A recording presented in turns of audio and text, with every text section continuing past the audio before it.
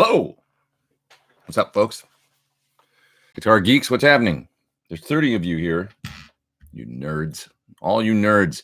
John Sir's going to come hang out here in a second, I think. Here, let's hit him up and tell him to come join. Okay, I'm live and everyone is expecting you. See if he shows up. Happy Sunday to y'all. We got Poland in the house. We got Seattle in the house. We got Ian Ferguson says he's got a new Sweetwater catalog and he's got money just burning a hole through his pocket, so he wants to buy some stuff. Lauren's here. L. Scott Music. Let's see here. Banjard says, hi, Pete. A while ago, you recommended the Friedman BE-OD pedal. I finally got it, and it's awesome. It is a great pedal for that. There's John. He's in the house. What's up, Mr. Sir? Yeah, the BE-OD, great pedal for that high-gain modded Marshall thing. Most certainly. Colorado's here. Mr. Sir's here to answer your questions. So I could just sit back and drink coffee, and you guys could talk amongst yourselves in the chat window. John, what's happening? I wonder if John's at the office today. I think he is. I think he went into work, and he's playing hooky a little bit on the computer. That's possible. We can let him do that, right? He works all week long, and then he goes into work on a Sunday. We got 117 people online, and we're off to a good start. Excellent. New York is here, Chris. And all you folks from all over the place. I love it. Puerto Rico. Julio's here from Puerto Rico. Greenfield, Indiana. That's Steven. Love the Brothers pedal. Great idea, says Tiesti Colleagues. Yeah, that was a fun one to do. The Brothers is a Chase Bliss pedal that I just made a video for this week for anybody that didn't see it, that has fuzz, boost, and overdrive / distortion all in the same pedal. Six different possibilities there for tones. So a lot of combinations of stacking and parallel is interesting. Like you could run like the 2 fuzz circuits in parallel or 2 boosts in parallel, and a fuzz and an overdrive in parallel. So that's interesting stuff that would be really difficult to actually do even with individual pedals. So it's a space saver and a cool pedal. I don't know if anybody saw it. NAMM, I think I put it in my NAMM video wrap up from this year, that they're coming out with a pedal with all these sliders on it, and the sliders move, they're motorized, and that's kind of interesting. It's like a drive of some sort that has motorized sliders in it. It looks really neat.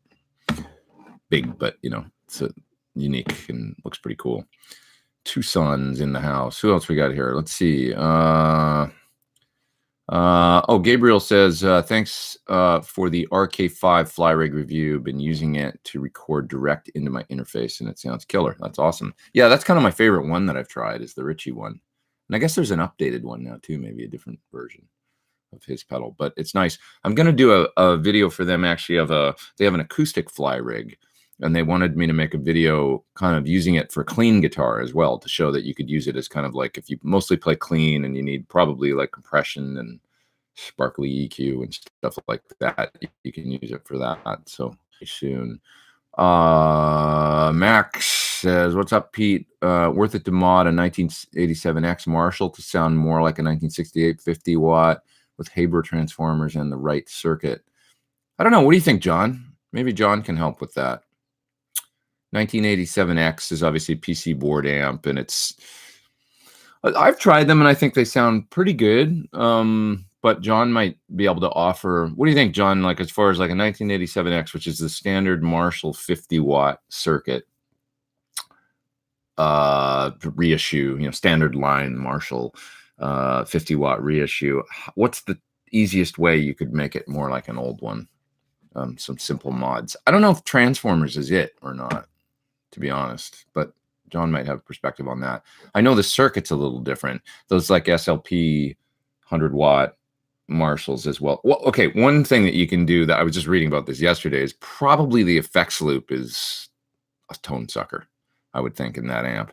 I know John won't put effects loops in the SL68 and SL67 because he thinks in that style of amp that an effect loop just really sort of compromises the overall tone and circuit of the amplifier. That's why there isn't one in those amps, because he feels like it just shouldn't be in one of those amps, that it's not a good thing. So one thing you could do is probably take the loop out if you don't use it. Yeah, as far as other stuff, I'll leave it up to John to mention in the chat there. But on Chris Cam says, please keep working towards the PT50 amp. Yeah, I want to do that too. And John's, I know we're talking about it, and it's hopefully, I mean, I think the hard work was probably mostly done with the 15, because really all I would like if the 50 watt to be is a more powerful version of essentially the same thing, if possible. So the one interesting thing that we did talk about is that the amp sounds so good, the 15, that one thing we battered around is, what if we just sort of did a 4.6v6 version of it, like a double power? But I don't know if that would be the way we would go or not. Instead of probably do the other thing like the 34s. But anyway, we just talk, because the tone of the power amp in the 15 is so cool. It's got its own thing going on. Yeah. Okay, let's see. Is it really work though? Talking about John, he's at work, says TSD Khalees. I'm sure he hates tinkering with gear all the time. The reality is, I think, and John's expressed this to me, is it's just a result of success, is that, when you get bigger and the business is going well and stuff, you probably, like, it's unfortunate, but you end up spending less time on the things you really love, which is like design and, working with guitars and amps and stuff, because you get this business to run. So I know that that's something that probably a lot of people that are involved in a business of any sort, where they got into it doing exactly what they love, and then the business grows and there's other responsibilities. So I think John digs the weekends there, because he does get, he does all the frets on the Aura guitars and finishes them and stuff like that. So although it's a lot of work, I know he gets to go in and he's got his personal bench there all set up and stuff, and he gets to work on guitars, which is like what we all got into this for, so maybe he enjoys his weekends there, I think. But he sure works hard. Sunday, I mean, think he'll be back there again tomorrow, so he works at least 6 days a week. Let's see. What's up, Pete? Do you have any idea what the price point will be for your new amp? Says Scott. They announced it at $26.99, so I think that's the price. That's the that's it.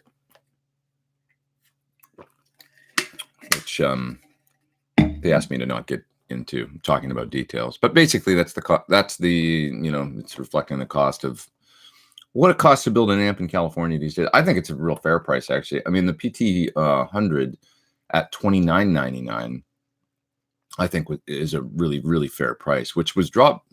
At one point it was $32.99, I do believe, and then we got it down to $29.99 because John was able to find ways to kind of streamline the build, so it didn't take quite as long to build, and it was really efficient and stuff like that. And they just dropped the list price of the amp and passed the savings on to the consumer, which I thought was a great thing that they were able to do that, as opposed to just, I suppose they could have just made it easier to build and then kept charging the same thing for it, but they didn't do that. So anyway, there's somebody up in the top chat there. It's Brad. Hello, my friend. What's up? Thanks for doing the top chat. How do you find shelves and bookcases that will support amp heads? These were custom made for me, the ones that are in the room here. So somebody built these. But generally, the ones that I see people use in their studios and music rooms and stuff like that for amps, it seems like at Home Depot and places like that, they'll sell those kind of wire metal, kind of mesh looking shelves, and those seem to work really good for amp heads. You can kind of configure them. I've got some in the other room actually that I'm just using for storage stuff, for like bins and things are sitting on them, and they seem to work pretty good for amp heads. I don't know that you necessarily need something like this, so I would look at like a place like Home Depot or something like that for those kind of mesh wire, real sturdy. I don't know how else to describe them. Maybe somebody else has got a better way to describe the shelves I'm talking about. But that would seem to be a good way to go. Greetings from Quebec. What's up, homie? Up there in Canada. Scott says, oh, I already answered that one. Let's see. It was Joel's birthday from Chase Bliss just a couple days ago, says Chris Cam. Brothers is a cool pedal. Yeah, I agree. It's cool, and it's got its own thing going on, and I had fun making that video. Real versatile and space saver. What do you think of using the Marshall 1-watt head as a power amp for a Helix into a guitar cab? Better choice for lower volume. I don't know if that would work very well. That's from Q-Stick. Because it's only got the preamp input on it, so you have to plug right into the front of the amplifier. I don't think it would sound that pure. You're going to be running through the preamp of if I was you, I would probably get one of those small, like companies like Moore, Seymour Duncan Power Stage 170, I think it's called, or ultimately like a Matrix or something like that is probably what I would use. Just a solid state, power amp, something like that to power a Helix into a cabinet, I think would work better. Running in the Marshall 1-watt, I don't think it's going to work. You'd have to put a power amp, maybe mod it for power amp in, but at that point you've got this little 1-watt tube power amp, and it's not very loud, for just playing at home, honestly, I would, you want to run it into a guitar cabinet, a Helix into a guitar cabinet, so with no speakers. Yeah, I would probably look into one of those, either like where the Electro Harmonics, like Magnum 44 little pedals, they make the Magnum 22 and Magnum 44, I think it's just 22 and 44 watts respectively. Braxall says, Pete, I got the HX Stomp and having a tough time getting good sounds. You really use this on your board? No, I don't right now, but I was thinking about it. Maybe I'm not doing something right. Please point me in the right direction. Are you trying to use it as a modeler? The number one thing that I like to do with Helix units is use my own impulse responses. So I put some Celestion ones, some Owenhammer ones in there, that kind of thing. And I can direct you towards some of my favorite amp sims and stuff like that as a place to start. The Placator one sounds really good for dirty kind of Marshally, for instance, and put like a Celestion IR on it, and it's a pretty fantastic sound. So, you heard me use it on that video for that I did for Guitar Center, where they said they just come down and plug into the thing. We just want you to get like a first impression kind of video. So I went in and plugged in, ran it into a deluxe reverb, an old vintage one, and just dialed up some sounds. And then I also use it direct and just dialed up some sounds and loaded some of my own IRs in it. And I did it all kind of on the fly. Yeah, I mean, I'm very comfortable with the Helix. I know what I like about it now. I've got one sitting right here beside me in the rack, and it's the same. It's just a small single processor Helix, essentially.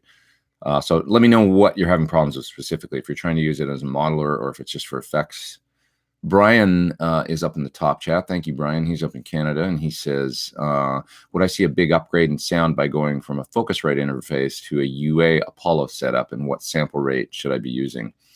It's up to you as far as sample rate goes. I do everything at 2448 generally, except for occasionally, like a couple of songs on my last album, maybe 3 tunes were at 88.2 sample rate, 24 and 88.2. And the reason was because I started them at a friend of mine's place who's a drummer, and he started the sessions, and he just did them at 88 drums at 88.2. And I was like, oh, I guess I got to work at this. But to me, it just is a little more taxing. Everything is getting taxed a little bit harder, uses more hard drive space and stuff. And 2448 sounds good to me, so I just record at that. You might want to experiment depending on what style of music you play, and if it's like really dynamic acoustic guitar music or something like that, maybe 24-bit 88.2 or 96K is worth it. It does. I can't describe if it sounds a little different. I think for rock and roll, 2448 works good. It's just what I've always done. As far as the sound quality of the interfaces go, I like the Focusrite interfaces. I've messed with them a little bit.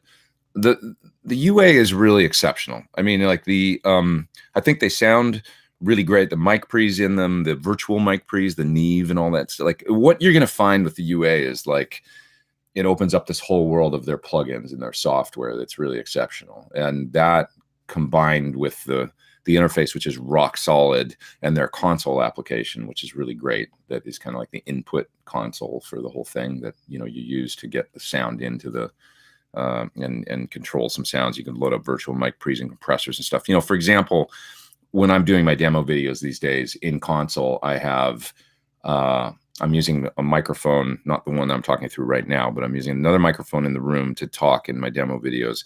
And then I'm running it into an API mic pre, and then I'm coming out of it into my UA interface. And I've got 2 compressors loaded up on the channel strip in UA console. One is a 1176 and one's an LA2A. And I'm just compressing a little bit with both of them.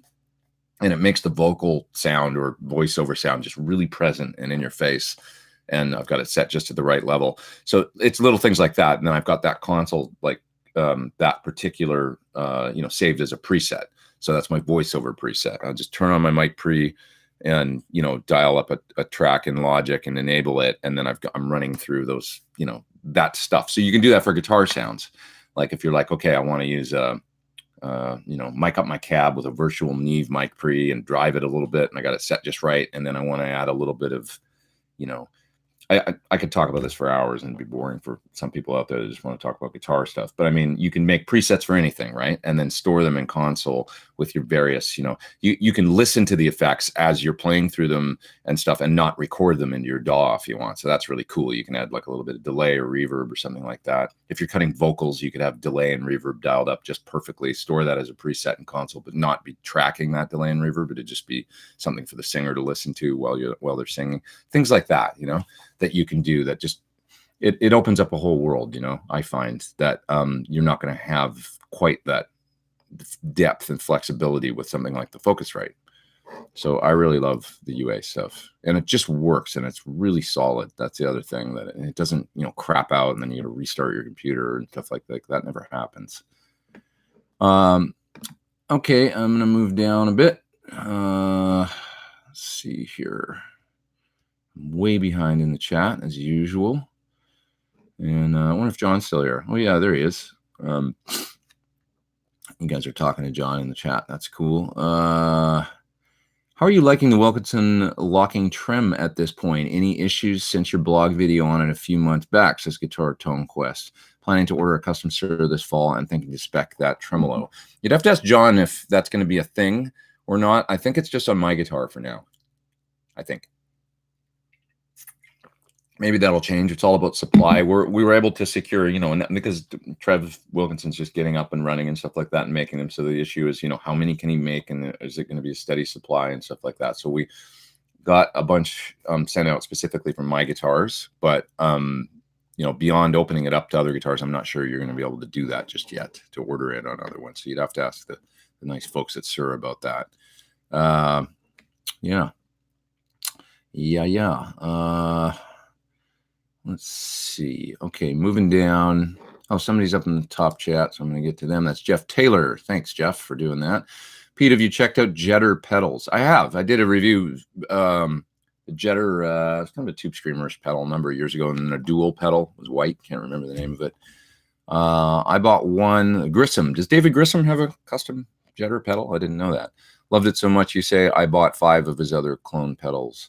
Is that like clone? Very touch sensitive and great sounding in front of the Rambler. I remember the Jetter sounding really good. I can't remember the name of the one. I mean, this is going back to like 2011 or something that I made a video of a Jetter pedal. But anyway, let's see here. Brian Cole says he put Thornbuckers in his Ernie Ball Steve Morse, and he loves it. Says awesome.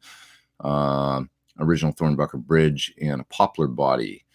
Any thoughts on the plus in poplar? I've never tried it in a poplar guitar. I don't know. I remember poplar being kind of a, John might have some perspective on that. I remember it being kind of a popular. That's tough. Body wood back in the 80s. Companies seem to start using poplar as kind of maybe an alder replacement, right, John? I don't know. I started seeing them on. You remember Jackson's and some other guitars had poplar bodies for a time. And then I didn't hear about that wood much anymore, like after a while. What do I know? But it seemed to be similar to Alder to me in tonally, but I could be wrong. John, I hate saying things like that when John's around because he's gonna just probably tell me I'm full of crap, but he knows. There's a smarter guy in the house than me, is what I'm getting at. Let's see. It's a lively chat today, so I've got to search through it for questions here. Daryl says he's getting terrific sounds out of his HX Stomp. So yeah, maybe you guys talk amongst yourselves about HX Stomp, how to get really cool sounds. Let's see here. Chris Cam says he's tempted to pick up the PT Signature as well. He has a Classic S Antique on order. And yeah, that would come with that bridge now if you did get it. Have I tried the Active EMG Tele set in any guitar? That's Emil. I have not. I'm not really like a huge fan of active pickups that I've tried so far in my electric guitars. Now I do have an EMG and a bass that I have here, which is a P bass, and it sounds terrific in that, like really great. And my bass back there in the corner that you see right there, the Warwick, that's got active pickups in it. I like it for bass because there's this clarity and really defined, and it just makes the bass speak really well. I would like to have one guitar, maybe with that active, the sort of the Gilmore set that he used in the 80s. That would be cool. I feel like to have one guitar with EMGs would be neat. But just I'm kind of more especially in like a Tele or something. I'm a little bit more of a vintage fan of just kind of the old school. That's just me in particular. It's cold in here, so I'm gonna turn on my little heater I got here. A little heat going because it's been a chilly few months in LA. Not compared to the rest of the country, but damn, for California, it's been cold. I thought I lived in California. Apparently, I live in Washington State or something, temperature-wise. Let's see. Lando says, I thought the Thornbuckers were named after Thornley. No, not that guy. I love that guy. He's great. Thornbuckers, me. That was me. He needs another, what would you call his pickups? I wonder. Maybe he's got a nickname if he had a custom pickup. Joe says, do I need a humidifier for my acoustic guitar? I think it can be a good idea. Yeah, to for acoustic guitar. I don't know a hell of a lot about that, but things can happen to acoustic guitars if the humidity's not right. I know that. I mean, I think maybe John's got some perspective on that too, but probably good as far as like you don't want to get in one of those situations where they're cracking and or the brace comes loose or things like. And I think sometimes that the humidity can having now, do I do that? No, I don't have one. I don't follow those rules. I just, but I think ultimately it's probably a good thing to have one of those sound hole humidifiers. They're like a thing that you put in the sound hole. It's like a sponge and you soak it or whatever. Yeah. Let's see here. Elijah says he just wanted to send his sincere gratitude for the So You Want to Be a Pro Musician videos. Thanks, man. Yeah, I've been doing those videos now for 3 weeks. I guess there's 3 of them up, and Tuesday I'll be putting up a new one. And right now the topics are fairly broad, and I feel like I'm sort of starting from the beginning. But eventually I'll move into more, how to do a good audition, things like that. Like I'm blanking right now, but I've got a whole list of topics that I've written down. But yeah, that's a good example, like how to go in and ace an audition, things like that. I'm going to start doing more sort of specific topics like that. And it's not that much different than making a video version of a lot of the columns that I've written for my Premier guitar column, Tone Tips from the Road, for the last like 6 or 7 years that I've been doing it for Premier. So I'll probably go back and mine some of those columns for some ideas, and then just use those as branching off points to make some of the videos every Wednesday. But I'm glad you like the videos in the So You Want to Be a Pro Musician series. Thank you. And moving down a little bit further, let's see. Having your own impulse responses is huge in the Helix products, says Christopher Crooms. I agree. And I've expressed this to Line 6. Honestly, I love the Helix. It's a great unit, and I'm good friends with the Line 6 folks and stuff. For me, just personally, other people might have great results. The weak link is the cabs that they come with. I'll use some of the base cabs. I think they sound good, but the thing's got an IR loader in it. And quite honestly, when I load my own IRs in it, I find the sound improves. It's like, whoa, it's a different unit all of a sudden, and sounds really good all of a sudden for what it is. So I think that's a prerequisite that people should load their own IRs and stuff like that, and just do that, and then you'll find big improvement. Yeah. Okay. The amp models are good, many of them. Okay. Moving down a little bit. Just looking for another question. Do I own any PRS guitars, says Jimmy Landon? No, I have, though. I've owned a McCarty many years ago, which was a very nice guitar. That was my favorite one that I had. And I also had a custom 24 fret, alder body, maple bolt-on neck, rosewood board, maple top. Kind of interesting, like alder, but with a maple top. Didn't really bond with that guitar, really. Not really my thing. But the McCarty was cool, which is essentially, it was Les Paul construction, same scale length, and very similar to, kind of David Grissom sort of guitar, with the three-way switch and stuff like that. Really a pretty great guitar for what it was, as I remember. Now, mind you, I've got bad memories because I sold my 54 Les Paul that I was having a few issues with at the time. And I since told John that, like, one of the things about my 54 Les Paul was the truss rod would rattle in the neck. Like, on certain notes, I could hear the truss rod rattling. That drove me crazy. And John said I could fix that in like 10 minutes. So I never should have sold it, but it was dumb. And then I bought that McCarty and one other guitar once I sold it with the money. And so I wish I'd obviously kept the gold top Les Paul. It was really dumb of me to sell, but what can you do? Maybe I'll load another one someday. Let's see here. Is it true you own a Nag Steve Stevens? It's yes. What do you think, Pete? It's really good guitar. I used it a lot on a tour in early 2015. Did I have it? Trying to remember if I had that guitar for yeah, I did, at the Fuji gig that I did with Yoshi. So I used it for 2015 for All on Tour that year, and it was great. I have it here. It's got hot pickups in it. They're kind of like, I don't know if they're like a JB or something, but they sort of remind me of that kind of output. So I think of it as a hot rod Les Paul kind of guitar.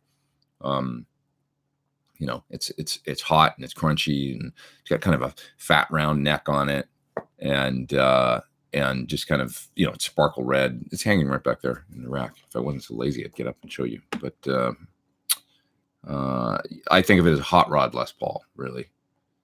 So if you're into that sort of thing, if that's what you're looking for, got, Tone Pro's hardware on it, and even got a tuner in the bridge pickup ring. There's like a tuner in it, so it's got a little button on the top, and you can actually tune, like, just right there in the pickup ring. It's got a little display on the top of the ring. It's kind of neat.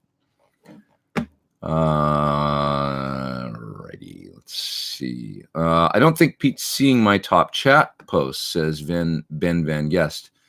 Same happened to me last week. That is weird. I don't know why, Ben. Yeah, I'm not seeing them. If they come up, I see them right away, and I'm not haven't been seeing them. Sorry, man. That's weird.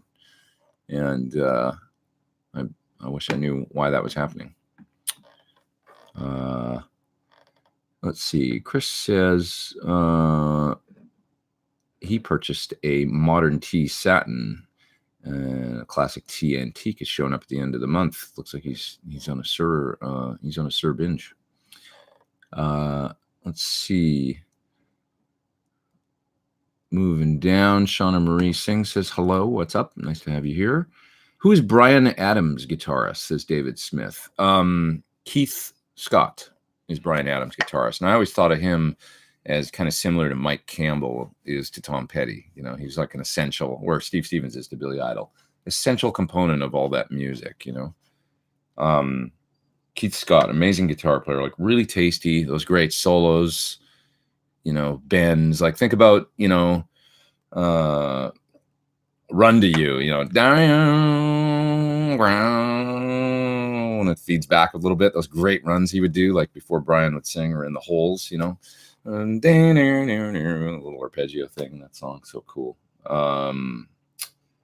Yeah, he just played the tastiest stuff and great tones on those Bryan Adams albums. I think there's, you know, mixture of kind of Vox and Trainwreck. I know they used an Express, I think, on some stuff, as well as, or maybe it was a Liverpool. Can't remember, but I know they used some Trainwreck and Marshall, and great tones. My buddy Saul, who I did a Jewel tour with, he plays bass in Brian's band now, and he says that Keith Scott watches some of my videos and stuff like that and likes the stuff I do, and that gave me you know, it's a real thrill, because I've been listening to that guy since I was a kid, and I said, let's get together and have lunch or something, because I think he lives in San Diego. He doesn't live in Canada. He lives in San Diego now. So I hope that happens at some point, that Saul can put me together with Keith Scott. Let's see. Moving down a little bit. L. Scott Music, that's Lauren. He says 2448, talking about sampling rates and bit depth in recording, makes it easier to make music that can be used in the most places. Sync requires it as a minimum, or like as a standard, I guess, right? Yeah, 2448 is a real standard. Like most people, 9 times out of 10, that's what you see, you know, and then occasionally people are recording at 96K or 88.2, but 2448 is the one sample rate and bit depth that you generally see. Let's see. Okay. Moving down. What's the update on a Waza tube expander demo? I haven't talked to them since NAMM. I would love to try that thing, see what it sounds like and stuff, but I haven't heard from them, so I'll have to hit them up and try it. I really do want to try it at some point. I really want to do my studio part 2 video, so I think I'm going to try and work on that today a little bit and over this week. Right now I'm doing a video actually for the 2 Notes Cab M. It's sitting right beside me here. I don't know if I can hold it. Actually, I'm not going to be able to pick it up because it's all wired in here and stuff, but it's over here. I've been working on a video for that, which is a cool little IR, you know, and 2 Notes cab box. And so I'm using the reactive load on the unfiltered output, running my amps on the unfiltered out on the reactive load, just running them into the 2 Notes Cab M for all the cab sounds. So that's fun. How is the Hedgehog? Oh, that's Ben. That's one sexy amp. Ben's asking, Chris Cam. I love the Hedgehog. I got one right back there, and I use it a lot. You know, it's an exceptional clean amp. And then it's got that cool kind of, you know, American, you know, one would say Dumbly-ish overdrive thing going on, that smoother overdrive sound. You know, terrific, unique sounding amp, especially for a guy like me that mainly, you know, is all the time when it comes to dirt. It's nice having something different. That's, you know, when you think about drive and amps with good drive and drive circuits built in, it's like 9 times out of 10, it's something Marshall based. It's always Marshall, unless it's a Mesa, you know. You know, it's, people are always going for the crunchy kind of Marshall thing, and I love that sound. That's like my home base, but it's nice to have that different thing, and so that's what the Hedgehog, you know, for me, and I use it a lot these days, actually. Like the clean, what I love about it is the clean sound is so great, and with the bright switch right on the front, and then the boost and the just simple tone controls and stuff, and the depth right on the front of the Hedgehog for dialing up sounds with different pedals for the videos and stuff. It's a great pedal platform is what I'm getting at. It's just really, really easy to dial in with the pedals. So as soon as I can get a PT15 here, I think I'll start using that mainly, you know, in the pedal videos and stuff like that. But right now I've been using actually the Hedgehog quite a bit, even more than the PT100 lately, just for some reason. I don't know, I just got into it lately, and it's a great amp. I think if I played, to be honest, with like if I did another Don Henley tour, for example, which I don't know if that'll ever happen again, but if I ever did that, I would maybe use the Hedgehog, just because of that kind of smoother, more, they cut everything with Fender amps, Eagles stuff, and there's a lot of Fender amps going on. I remember my first audition with Don in 2000 when I went in and auditioned for him. I had a Marshall, I had a DSL 50. And back then, and I remember him saying, "You got any Fender amps?" Maybe that's why I'm thinking that. But anyway, yeah, they always cut stuff with Fenders, so it might be the appropriate amp, that kind of smoother drive tone. When I think about the sounds that I used when I was on tour with him, it's like I probably could have been smoother with the drive than I was with my Marshall-y kind of thing going on, playing solos on certain tunes, Anyway, Tim Quarter's up in the top chat. Thank you, man. Appreciate that. And he says, "Rock on, Pete. Thanks for doing the top chat." And there's another fella up there, and that's Gordon. Gordon's in the UK. Gordon, 75 pounds, which is like the equivalent of $45 Canadian and $6.50 US. Thank you. You guys are too kind. I appreciate it. I brought my travel mug today from Rocket Cargo. Look how rock and roll I am. Rocket Cargo. That's the cargo service that sends gear all over the world if you're a touring professional, I'm such a dork. Okay, let's see. Christopher Coombs, says he likes using 24-bit 96K sample rate. Plugins also run at a higher resolutions as well as supported. I think a lot of the UA plugins don't. I think they work at 2448 only. I've heard that. It's like some of the plugins don't do 96K, so everything ends up getting downsampled or something. I don't know. I just work at 2448 because it's easy. There's somebody else. Oh, Gordon again up in the top chat. And he has a question this time. He says, "Hi, Pete. Hooked my Helix up to my YJM 100 into Fryat power station and back into my Helix with an IR. I had a strange whistling sound. Any help and advice?" Well, it could be a lot of different things. Let's see. You hooked it up to your YJM 100 into a Fryat power station and back into my Helix with an IR. So probably trying to do a pre-post kind of thing. You've probably got a ground loop going on for sure with all that gear. Know that the Helix doesn't have any kind of isolation transformers or anything like that built in. So when you're doing patching of multiple signal paths, like running it in front of an amp and then also running it, some sort of post path, you're going to need an isolation transformer, certainly on the send going to the front of the amplifier out of the Helix, which for me is always effect loop 4, the send. I will use that to send out to the amplifier. And then I guess what you're doing is then, so you'd send out of effect loop 4 send to go to the front of the amp.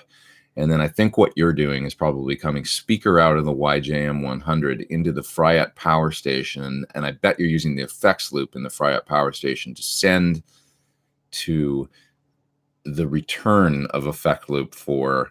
And then you're coming out of the main out of the Helix to go into the, you know what I'm saying, the return on the power station. And then that's probably what you're doing, right? And you've probably got just a ground loop situation going on there. So I would say that you at least have to lift for sure the send going to the front of the amp. Always, you guys get the EBTech hum eliminator, or what's the other one called? The Palmer has an isolation transformer. That is like a little blue box that's got 2 1/4-inch jacks on either end. Get one of those and just have it around all the time. Now I'll show you something here. I've got a couple of these cables made. These are Dave Friedman makes these for me. And what this is it's a cable with a big end on it. It's just a guitar cable, but there's an isolation transformer built into it. Okay, so this is essentially what those EBTech things and the Palmer does. So if I hold this up, you can see that ISO transformer built right into the cable, right?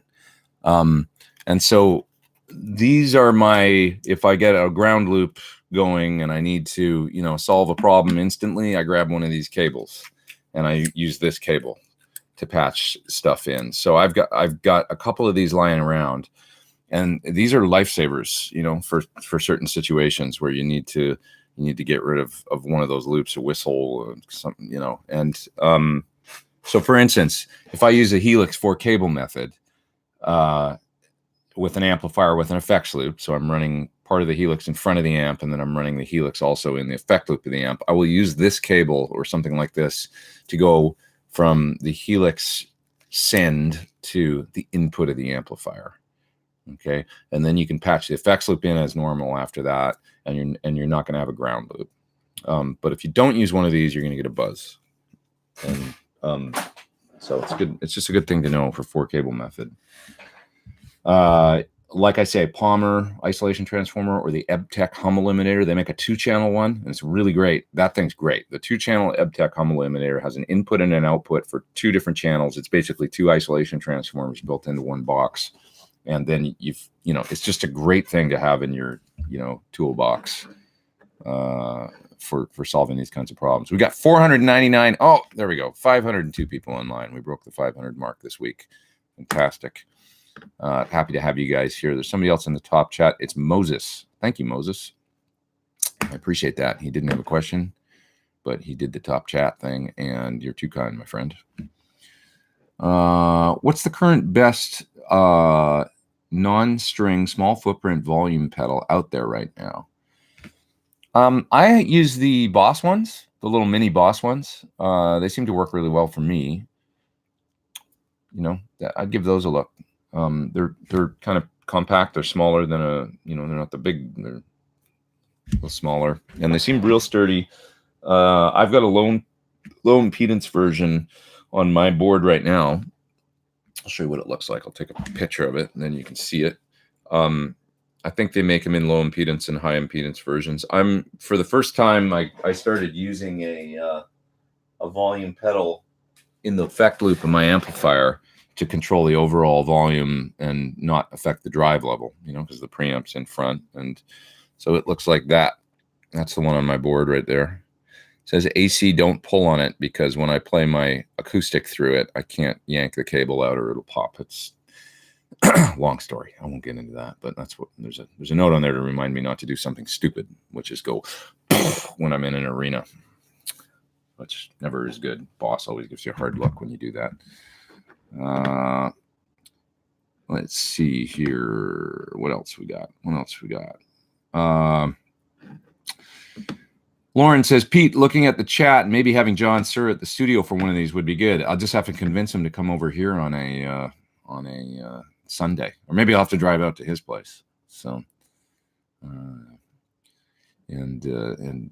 it's, starting at 11 a.m. It's all I can do to get out of bed in time to get here in time to do this. I've been staying up late. Last night I was at 2 different gigs. I went to the Hotel Cafe in LA, and then I went to South Pasadena. I was in a bar that my friends were playing in. Cool Irish pub actually down there. I liked it, and I sat in a little bit and played and stuff. But I've been staying up too late lately. I have to start going to bed earlier, and that's why I sound a little tired today. But I had fun last night, jamming a little bit, played some Rolling Stones and some stuff. Moses says he did have a question. He just didn't know how to use the top chat. He's in the top chat again. Thank you, sir. You're too kind. What is your go-to small fly gig rig? It depends. I've done over the last little while. Nowadays, now that I've got the PT-15, I have this dream of. I actually have a road case that I originally had made for a Badger. So, and the PT-15 is the exact head shell size as a Badger. And the other thing that fits in that road case, so it's a little roller road case on wheels that has a spot for a head, and then it also has a slot for a pedal board, which is this board. This board will fit perfectly. So this little board, I've had this board for so many years. I don't know. I had it built probably around 2010 or 8 or something. And I use different pedals on it. This week I was playing at the Lucky Strike in LA, and I did we did 3 songs from Diver Down. So I did Cathedral and Hang 'em High and Secrets. So I wanted this. I used this delay for Cathedral. So I put that on there. this week, and then I use various pedals. Okay, right now I've just got this what is it, the barefoot pedal on there, just as kind of a placeholder. It's a good pedal. It's like a high watt style pedal, but I didn't use it this week. Anyway, this little pedal board and the PT15, this would all fit in my road case that I have. Over here on the side, there's actually jacks for like I can run out of this. If I come out of this jack, all the pedals are in front, and I'll just go right at the front of the amp. But I've got another way of routing it here that's kind of unique, where I can actually use these two pedals in a post path, and everything else runs in front.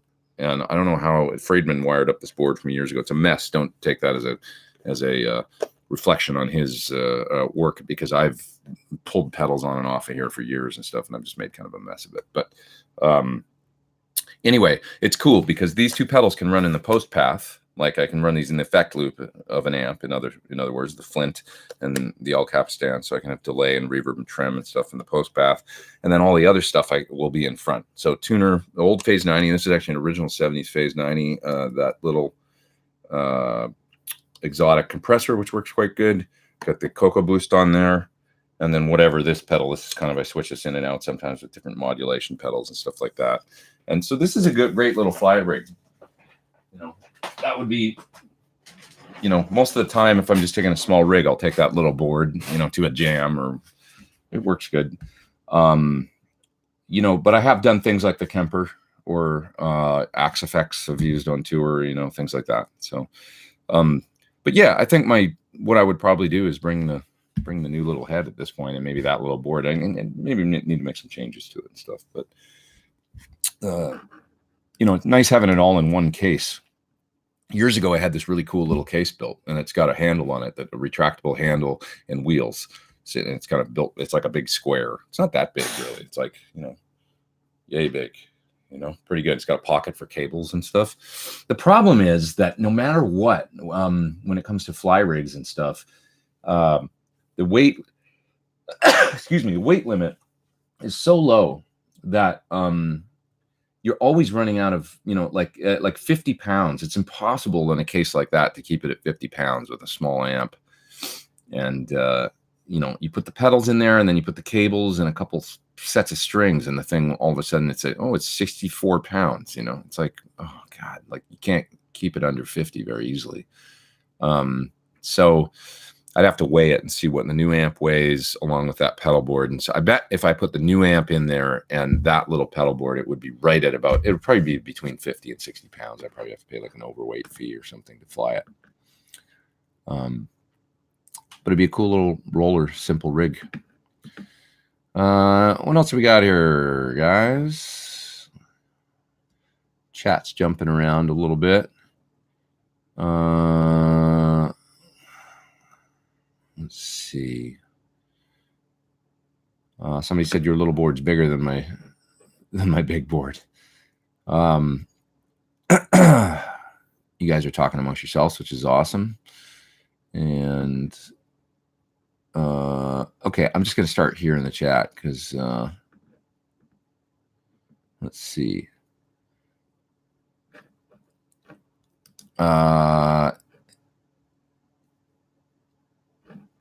Okay. Finding a question. Sorry, guys. Have I ever played Firebirds from Guitar Hack? That's a great question. I had a Firebird once for about 2 weeks, and I decided it wasn't for me.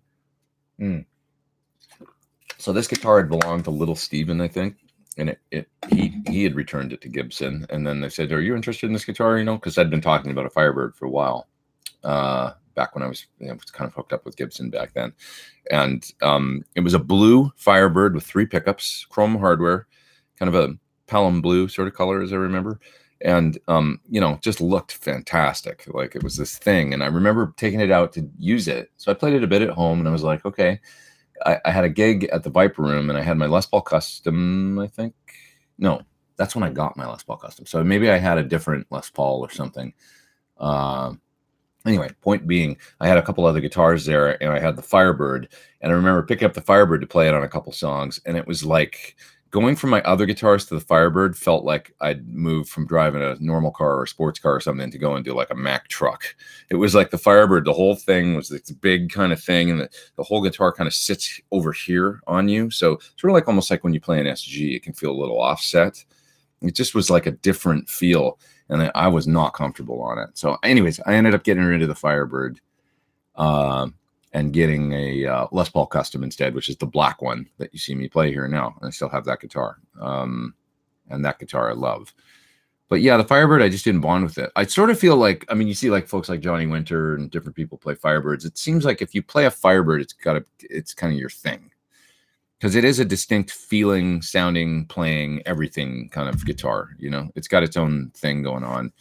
And I just personally didn't really bond with it as much as I wanted to. I thought it was a really cool looking guitar more than anything. Let's see. What height would you set Thornbuckers in a 335 guitar? That's a good question. You know, you just have to experiment to find what you like. There's a great video of Joe Walsh demonstrating setting pickup height. So look that up on YouTube. Joe Walsh, you know, pickup height. Search for that. I bet it pops up on YouTube. He talks about how he does it and using a clean sound, and how he likes to put the bass side a little bit lower because he finds it a little bit woofy, you know, and he demonstrates it. He does it in the video, and it's really great. And I would just sort of maybe follow that advice, watch the video that he did on it. Generally speaking, you know, I do that. Like I find pickup height. This guitar has Thornbuckers in it, so this is my custom. And you know, you can kind of get the idea. The bridge pickup is quite a bit higher than the neck pickup, and I'll just listen for balance, really, with generally a relatively clean sound. And I'll set you're not going to really be able to tell this, but you can sort of see that the bass side is lower than the treble side. I'll listen for the tone. I'll just strum chords or play the strings and listen for the evenness of volume, and then I'll just move the sides up and down. I tend to run my, you know, the bridge pickup fairly high, and then the neck pickup I back it not quite all the way down into the ring, and the bass side is generally a little bit lower because those strings are just louder, you know. But you just have to experiment with what sounds good. Do it with a clean sound mainly, and listen to the volume and all three pickup positions, and really just listen to the volume and make subtle adjustments and balance until it sounds really balanced to you. That's what I recommend. The clean sound, of course, no overdrive, no compression, it's going to show off the dynamics more, and you're going to hear the differences between volume more. So that's the way that I set pickup height. John might have some good perspective on that if he's still here. We got 536 people online. That's good. It's awesome. ADK Studio says, any thoughts about running a compressor or any other pedal into the front of the Helix? That's interesting you say. I have on my Helix board, because I have a board built with a Helix, I've got a Keeley GC2 compressor, which is it's an amazing pedal compressor, by the way. It's essentially a miniaturized DBX 160 into a pedal. So DBX 160 style compressor. I really like that GC2. It's very transparent, really cool sounding compressor. And yeah, I have that on my board with the Helix, even though the Helix has compressors built in. It's one of the things that I decided to put on there along with a Rocket Archer, because I just love that. Mind you, with the Archer, just not to get off topic, but the Minotaur drive in the Helix, which is their clone kind of thing that's in the Helix, I can dial that because I just experimented one day. I had the Arch on there and then the Minotaur in the Helix, and I went back and forth and tried to match them, and I got it really, really close. So you know, they do a good job, but the compressor, for some reason, I just wanted to. I don't know if I just wasn't feeling it. I mean, the compressors work really well in there, but I don't know. That GC2 just sounded great to me on the board. So yeah, I do it. You know, to answer your question, ADK Studio, I just I put one in effects loop 1 of my Helix. I'm not running it in front per se, but it's in the first loop of the Helix, and I do use that. I also have a Starlight Fuzz from Crazy Tube Circuits, which I love. That pedal, it's a great pedal. I always call it the fuzz for people that don't like fuzz. Can almost sound like a fat distortion, especially at kind of lower levels, and then as you turn it up, it becomes more like a fuzz. But it's a real great sounding pedal that it's just a terrific lead tone all on its own. So if you're doing anything Gilmore-ish or something, and you have trouble getting big muffs to sound good or something, it's just a very like friendly, easy to dial fuzz pedal. The Crazy Tube Circuits guys, the Greek guys, and they make awesome pedals. All their pedals sound good. All right, what else we got here? Any tips for getting a freak out to work in a Helix effects loop? I have the block very first in the chain. It gets signal and lights up, but no output. Are you using the in and out or the effects loop on the Helix? I'm answering a lot of Helix questions today. It's funny. I feel Helix customer service, Sunday afternoon live chat. Helix tech support. It sounds like you maybe got instead of the effects loop enabled, maybe you have the send and return enabled in the Helix. So look at how you're doing it and make sure that you've got effects loop 1 enabled as opposed to send 1 and return 1. That'd be the first thing I check. But having said all of that, I would not put the Helix in the effects loop of, I would not put the freak out in the effects loop of your Helix. What I would do is put the freak out in front of the Helix and run it first in your chain before you hit the input of the Helix. That's really what it wants to. It wants to be like, it's a moment. First of all, you can set it momentary so that only when you stand on it does it work, which is the way I use it most of the time. And you wouldn't want it in a loop then because you'd have to turn on the loop, right? The beautiful thing about the freak out is just being able to occasionally go, you're holding a note and now you're like, I want feedback, stand on it. And then it starts feeding back and then you let it go and continue on with your, so it's that thing where it's just like a thing that it's really nice to be able to hit spontaneously at certain times.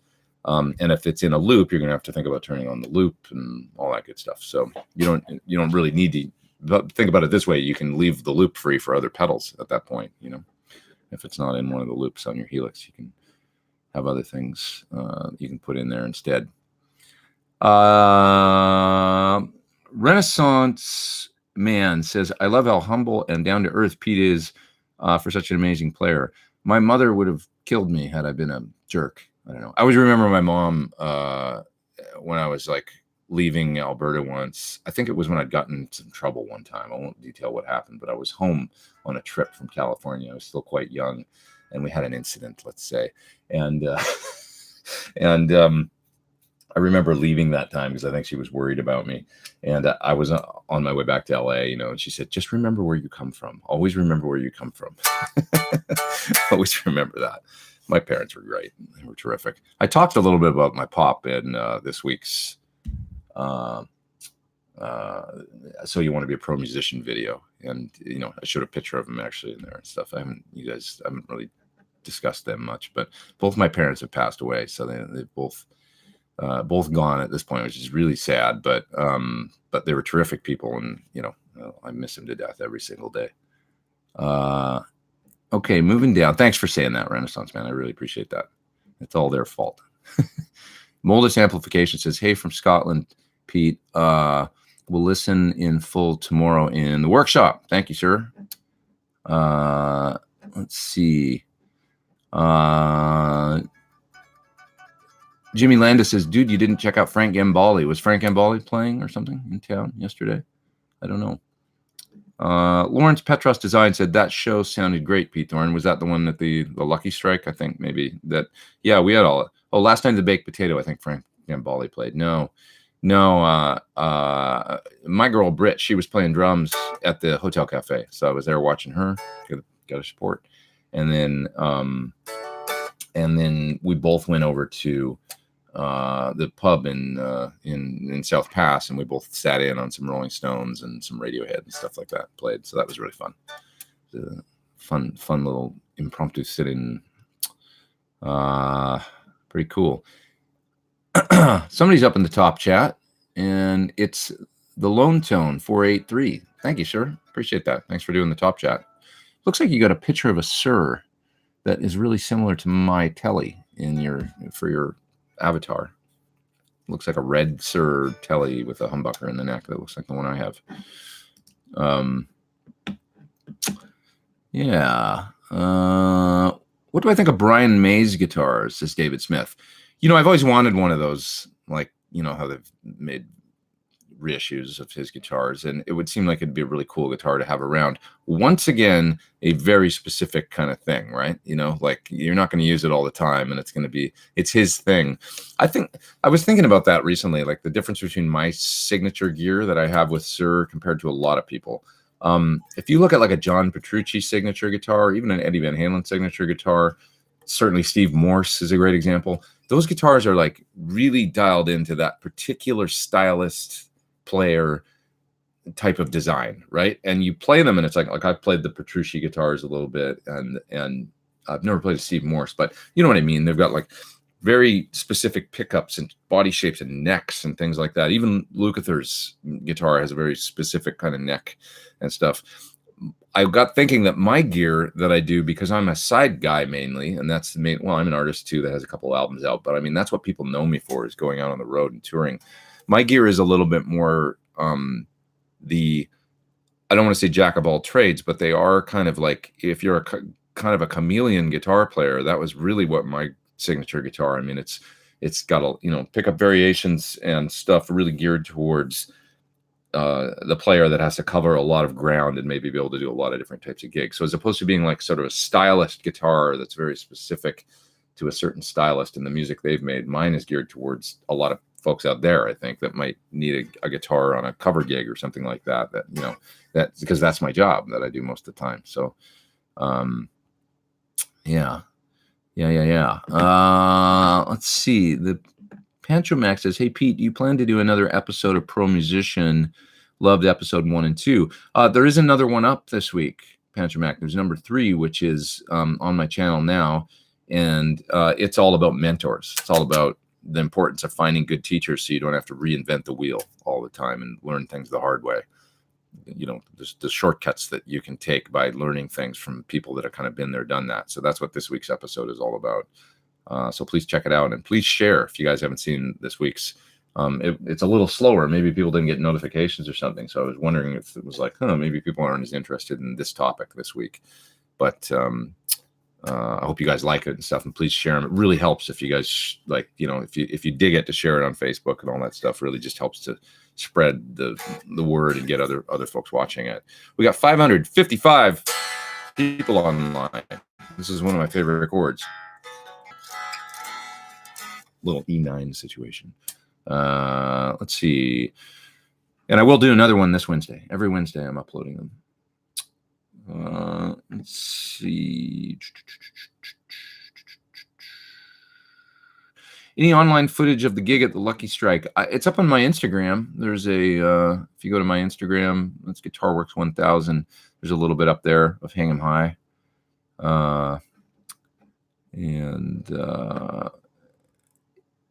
I've got footage, actually. I've got the cathedral and stuff. I have all that. I could post it, I guess. It was fun this week. It was cool. Playing some Diver Down. Glenn Sobel, great drummer that plays with Alice Cooper. He got me into it. He asked me to come down and do it, and he's a terrific guy, and what a great drummer. And he plays in the Hollywood Vampires as well. And we had a lot of fun jamming. Instantly good vibe with that guy. Like, and you know, certain drummers you play with, and it just feels good right away. So he was terrific. Up in the top chat, we got Baker M 1972. He says, "Enjoy your show every Sunday." Thanks for being here. I appreciate it. I enjoy it too. I love doing this. Yeah, thanks, buddy. Appreciate it. Please come back. And it's nice having over 500 people online. We can't believe I guess we're all guitar geeks. We got to meet somewhere, right? So I'm glad it's here. Ben says, "Thanks so much for your awesome guitars and amps to John, sir." He's talking to John. He says he loves his SL67 and Classic T Antique PT signature gold top on the way. That's great. Thanks, man, for getting all that cool gear, and especially my guitar. I really appreciate that. Let's see. How do you power the Phase 90? That's a great question. So the Phase 90 on my board that I showed a few minutes ago is a vintage one. I could pick it up again, but I'm not going to. But Dave Friedman wired a cable coming out of it. Kind of somehow he's got it running out of the, and it's powered by the pedal power. And, you know, if you've got it, it's the advantage of getting somebody to do your board for you that kind of does stuff like that. It's like, oh, I need to make a spec. I think he's doing it through the screw hole. So like, you know how the plate screws on the back? of the Phase 90. I think he ran a power cable through there for the 9-volt, right through one of the screw holes. So there's only 3 screws on the back of the pedal. Brooks Berg is up in the top chat. Thank you, sir. And he says, happy Sunday, Pete. I have an outdoor video shoot I think that's in Phoenix, maybe. And it's cold. Any recommendations for protecting my electric guitar? Don't worry about it. I just, it's cool. I mean, my guitar's cold isn't really in my experience. I mean, touring Canada, for example, with Melissa Etheridge in February of like 2011, I think it was like minus 20 like the whole way, and the gear was in the trailer, being towed, and it was just the guitars. I mean, the guitars would come in out of the trailer and go into the venue every night and be like, the guitars would have to sit for like 3 hours before they like just seemed to like acclimate to I mean, they were cold as ice, when they would come in, and you get some checking and stuff like that sometimes if you've got lacquer guitars and things, but that's part of the magic. I love that stuff. I think guitars can handle temperature swings and stuff without, and maybe acoustic guitars is more of a concern, but that's part. What can you do, right? Like, when you ship a guitar, on a plane or something, it's in the underbelly, right? It's like going, it's cold. And so don't worry about it too much, man. I would say, Brooks, just, it's cool, Rich Monks is up in the top chat. Thanks. He says, Outshine, the bridge build-up and crescendo riff is the best guitar interaction in the 90s. It is cool. I agree. Also, Hang on High is one of my favorite Eddie solos. The chords and stuff in let me see. I don't even know if I remember. I don't even know if I remember how it goes.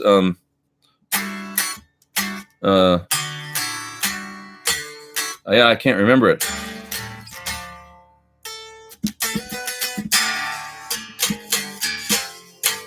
So, that's how it goes.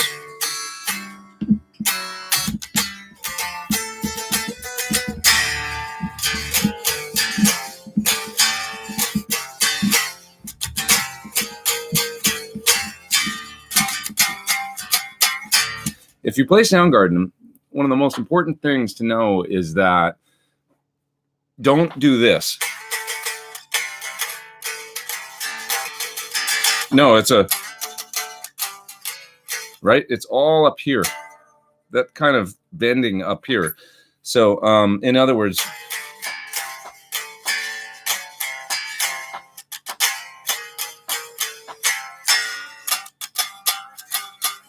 go up there and do that chord. Don't. That's not how you do it.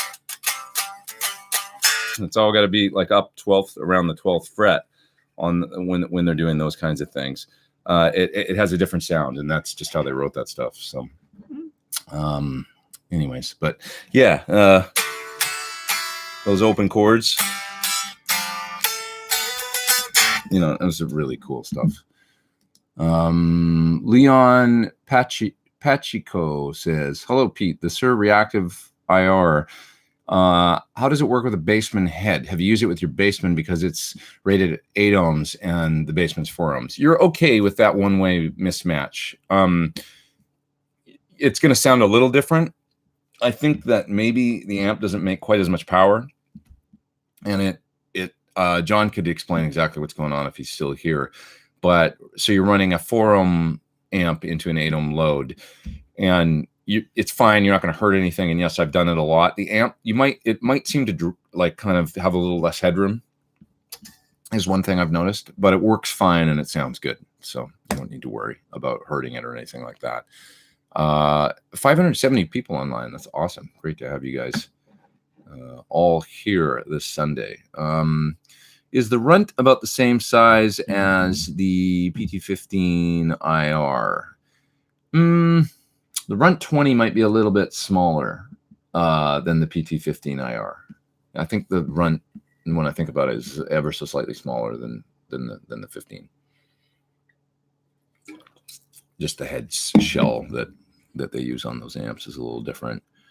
Let's see here. Thrash Metal and Fun Riff says, my board is one pedal, a Boss ME70. Hey, if you get the job done with a Boss, that's awesome. I always say, I had a great slogan for Boss. Like I think their new marketing slogan should be, Boss, let's not make this harder than it needs to be. Right? You need a flanger. Boss, let's not make this harder than it needs to be. Picture of the purple flanger. You know? You can get it everywhere. Sounds good. Look at Prince's pedal board. They made good stuff. It just did the job. And you guys are talking amongst yourselves and with John. That's awesome. Let's see. Trying to find another question. Pete, have you ever actually used a Tech 21 fly rig for a gig? No, I have not. I have not used one of their fly rigs for a gig. It's kind of a specific thing where you're like, you set up the amp clean and then you use that in front of the amp. And it's like, but Richie sure gets great sounds out of it. That's what he does. He runs one of them in front of his Victory amp, I think. But I haven't done it. Okay. Chris Cam's asking John, does he foresee any issues with a volume pedal in the loop of a Hedgehog? I would just say, no, you're not going to have any trouble. I run one in the loop of my PT100. Just use a low impedance volume pedal. Okay, 25K volume pedal. Anytime you're using one in the effect loop of an amp, that's what you should be using. But John's effects loops are incredible, and you won't have any problems running long cables to and from the loop and a volume pedal on your board. You can run 20-foot cables, no problem.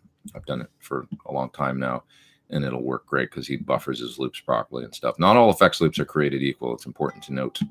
And some of them you will notice tone suck and problems like that, but not on John's loops. Because he's obsessive about making sure that they perform properly and, that kind of thing. Let's see. Robert Baker's here. What's up, Robert? Robert, good to see you. Robert did a nice video where he was talking about my newest album recently, as well as Sean Tubbs' album, some guitar albums he liked that he was kind of showcasing in a video recently. Thank you again, Robert, for that. I really appreciate it. Let's see. What are your favorite plug-in cabs, and do you use those even over the preset selective cabs? Is that for the Helix, Mark? I'm not sure which one you mean. What are your favorite plug-in cabs? Plug-in cabs. Sorry, I don't know what you mean, Mark. Maybe you can tell me what you mean by that. Buffer in front of your amp or effects loop or both? That's a great question from SM Superstrat. I have a buffer in front of my amp. Depending on what pedals you have on your pedal board, it's sometimes good to have an input buffer before everything, and sometimes good to have a buffer as the last thing in your pedal chain too, depending on what the last pedal does to the impedance in your rig. Just think about that. If a pedal really raises the impedance when it's on, at the end of your rig, that's going to affect the long cable run then going from your pedal board to the amp, and you might get tone suck there. So it's important to every pedal. What it comes down to is every pedal board is different, and it's affected by all those things that are on your board. So what you want to be safe, it's great, I find, just as an overall, you want to be safe, have an input buffer going on before your pedals, or if you've got touchy germanium fuzzes or anything like that, run those first and then run the buffer after those. Go all the way through the rest of your pedals and then have a buffer at the end of your board going to the amplifier. As far as a buffer in the effects loop, depending on the amplifier you have, if you've got an amplifier with a loop that's properly buffered, like a Sir, they're all buffered well, you're not going to have any issues most likely. But if you've got certain amplifiers, of which I won't name here, but you just want to be careful, you might end up, if you're running long cables to and from a pedal board, with some tone suck, and many times a buffer in the loop will help that. Now, should the buffer be on the send or should it be on the return? I'm not 100% sure about that. Maybe John could offer some insight into that. It's a great thing to ask somebody like Friedman or Sir, but where to put the buffer in an effects loop if you've got an amp that could use one. Rob's up in the top chat Pete, love your online presence. Thank you. Especially dig the Pete and Tim videos. And I just sent you a message via your website regarding pedal ideas I have, and I'm hoping you'll have time to reply. So hopefully that's an email I got, Rob, and then I'll be able to check it out. I'm so slow on email and stuff these days, just because there's so much stuff to do every day. And so I'm not always the best about getting back to people. I'm sorry, but I'll keep that in mind, make a mental note, and I'll look for your email. Okay. Gray Lynn says he has a red fuzz face mini into a mini wah, straight from guitar into fuzz, getting squealing at a certain sweet point. Help. Mini wah, straight from guitar into the fuzz. You're running the fuzz first, and then you're getting squealing at a certain sweet point in the wah, I guess.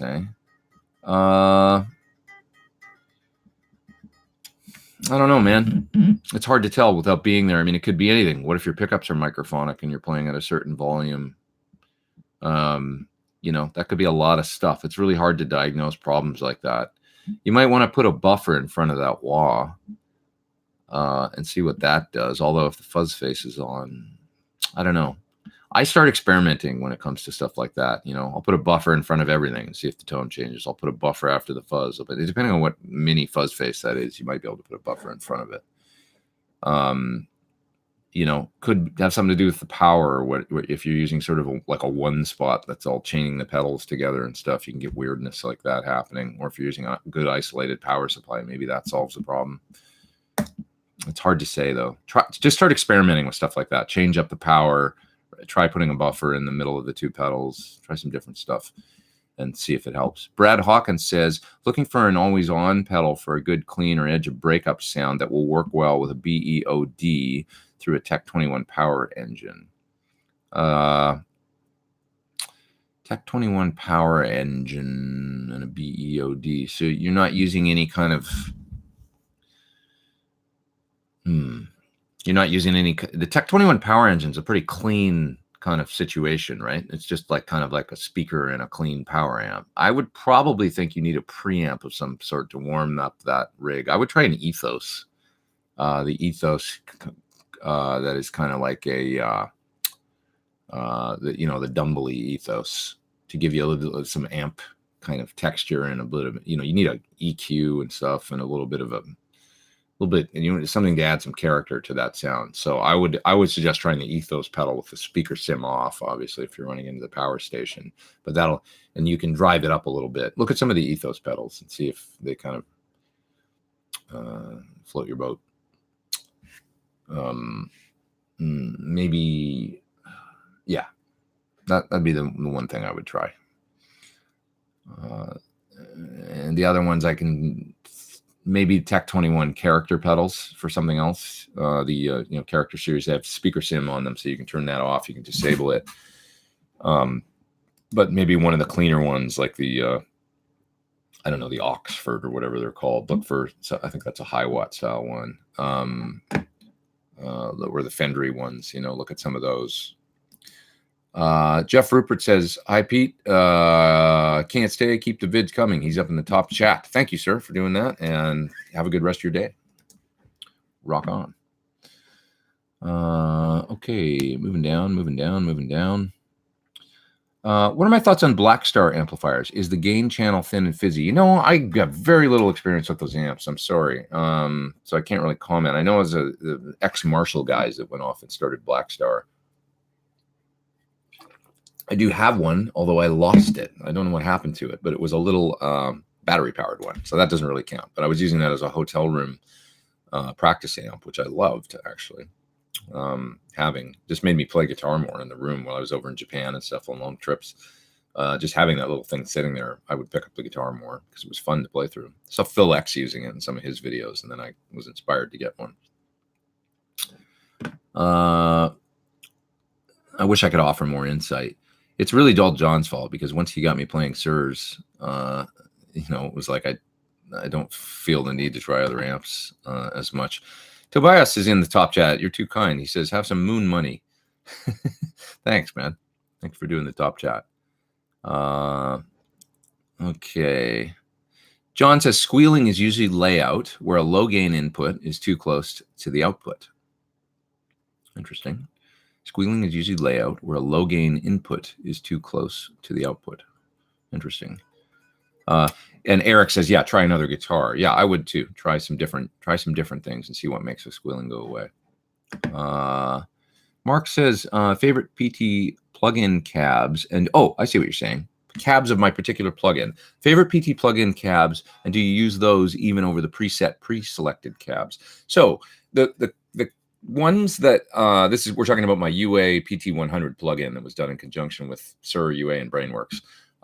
My favorite cabinet sounds for it are the one that pops up like when you just load the plugin is number 77, I think.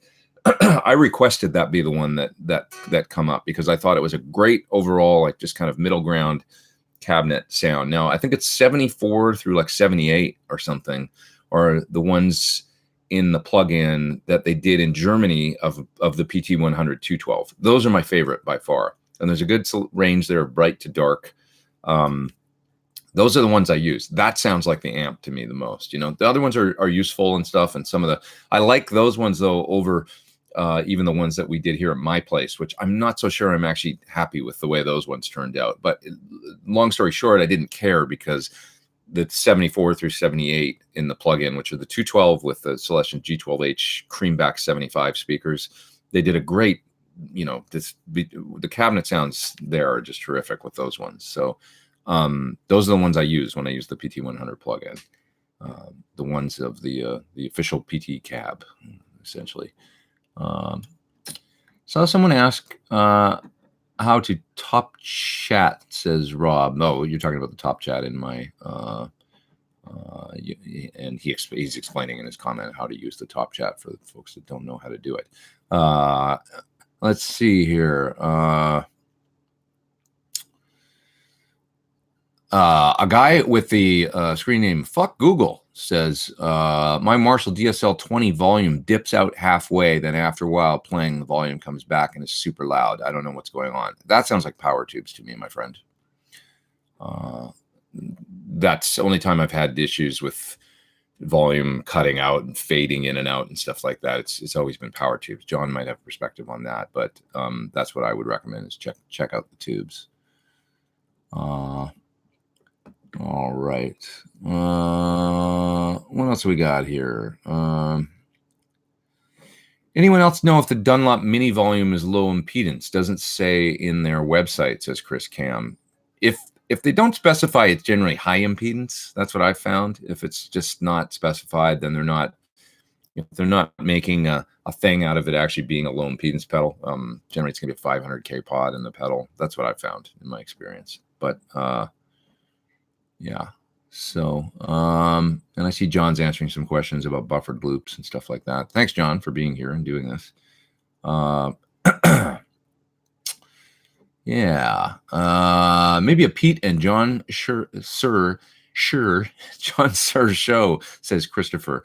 Yeah, we should do that, John. Let's start our own show. I'd love to have John come and do this with me sometime, though. Just to come over, John. We'll have breakfast and drink coffee, and then we'll do this. Answer a ton of questions. It'll be great. We did Tone Talk once which is Dave Friedman's show, and we had a great time doing that. And I think it's the #1 most watched Tone Talk. It was their top episode, I think. I'm proud of that. Damn it. Looking back for another question here in the comments. Just give me 1 second. Yeah. Thanks for doing stuff like this. People like you help inspire myself and others to keep playing and trying to get better, says Jagged Dagger. Thank you, man. Appreciate that. Yeah, it's fun. It's just fun for me to talk. I mean, this is all I've thought about since I was 14. So it's still just really fun. Do I have any experience with Friedman platform pedal boards? That's Guy. Yes, sir. My main pedal board is a Friedman board, the 30-inch one. And I'm very happy with it. I think he just made a great pedal board, highly configurable, great with the buffer bay, which I use, and I have his power supplies. So my whole board is Friedman, and I recommend them highly. Baker M 1972 says, my thoughts on Kiesel guitars. So those are the guitars that were Carvin, right? I don't know much about them. I haven't played them. But, you know, Carvin, the guitars were always pretty good, I thought. once again, kind of a unique thing, with their guitars, like 24 frets and those wacky pickups with all the pole pieces, double pole pieces and stuff. It was a thing, but it seems like they're doing pretty well with the Kiesel thing. I've never played one, so honestly, I don't know where I would try one in LA, but yeah. Winston Churchill, we shall never surrender, says, when will John and Pete return to Tone Talk? I'd like to have John here to do one of these with me, just a loose kind of live stream and answer questions about guitars and amps. How are the trim, phaser, and vibrato on the H9, says Trav. Would you go H9 or Mobius to cover all your modulation needs? So that's a tough question. I love the Mobius, to be honest. I think it's a really terrific mod pedal. One of my favorite Strymon pedals by far. And they really did a great job on it. It's easy to use. I love the H9. I've got 2 on my board, and yet I've got a Mobius on my board too. And if you had to ask me strictly for multi-modulation pedal, I would probably have to veer towards recommending the Mobius, I think. I like just having knobs. That's nice. It's just a little bit easier to get around. The H9 is awesome. The sounds are great, and I actually love the rotary sound in it. I think it's a really terrific, and I love the black hole reverb. I use that a lot. I mean, I use it for a ton of stuff. It's obviously it's a thing with the app on the for iOS or for the phone to program it and stuff, and it's a little bit more of an ordeal. It just is, like when you open it's a great. They made it the great thing where it's like, okay, and they did it all in, like we're gonna do this thing with this app, develop this app, and that's how you program the thing, and we're gonna make it very simple on the face of the. To be honest, it's like if I had to pick one, I like having the knobs, which is where Strymon really. They obviously went with the thing. Okay, we're going to make a pedal with a simple control set of like 8 knobs, and we're going to make it easy to program and turn knobs, but yet it's going to be highly controllable and presets, programmable, all that stuff. It's still not perfect in its layout, I don't think, but the sounds are great in the Mobius. It's very easy to use. The rotary and all that's going to be from the Lex. I love the detune, the chorus, and the flanger, and the tremolo is lovely. The harmonic tremolo sounds great. All the lo-fi shit is really cool. That's the stuff people talk about the least, I feel like. But like the vinyl stuff and the filter, kind of lo-fi filter stuff, where you can make your sound like a warped record. I love that stuff that's in it. So yeah, I'm gonna go with the Mobius as my favorite mod pedal over it, and that's coming from a guy that has both the Mobius and the 2 H9s on my board. The H9 is great. The app is cool. The only thing is, when I want to get into my 2 H9s, I need to go into my phone. Bluetooth up to this one, Bluetooth up to that one. Now I need to open the app on the phone. Now I need to select which one I want to, and that's about 30 or 45 seconds of stuff right there. When it's like on a Mobius, you're going to reach down and just turn a knob, and I want a flanger, I want this, a little more depth, a little more rate, boom, boom, boom, right? So, that's the truth, how I feel about it. Both great pedals, and the sounds there's nothing wrong with the sound of an H9. It sounds terrific. Once you've got the sound dialed in, and of course you can have on the 3 buttons on the H9, you can have your 3 different parameters that you can get instant access to. Once you set that up and you're ready to go, then it's kind of a non-issue because you've made the preset. But just for the initial programming and stuff, it's just a little more, it's a little more involved. So that's my honest feel on that. Okay. Moving down. Head down in the chat.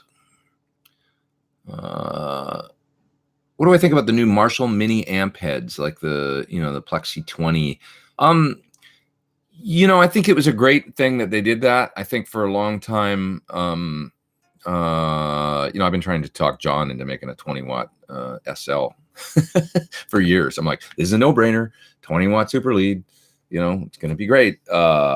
Maybe you'll do that someday. But I think it fills a need and a niche in the market. Lower power amp, JCM 800, Plexi. You're going to see them pop up all the time, and they're at a price point that's hard to beat. When you look at them the way they're built, they look a little, I don't know, what's going on there. I'm sure they're fine, but it's like, I don't know. But then again, they're not that expensive. So, they seem to fill a cool, I think they're cool at the end of the day. Actually, the 800 and the 20 watt plexi, I think they fill a cool slot in the market, cool niche. It's way better than Marshall building modeling amps, right?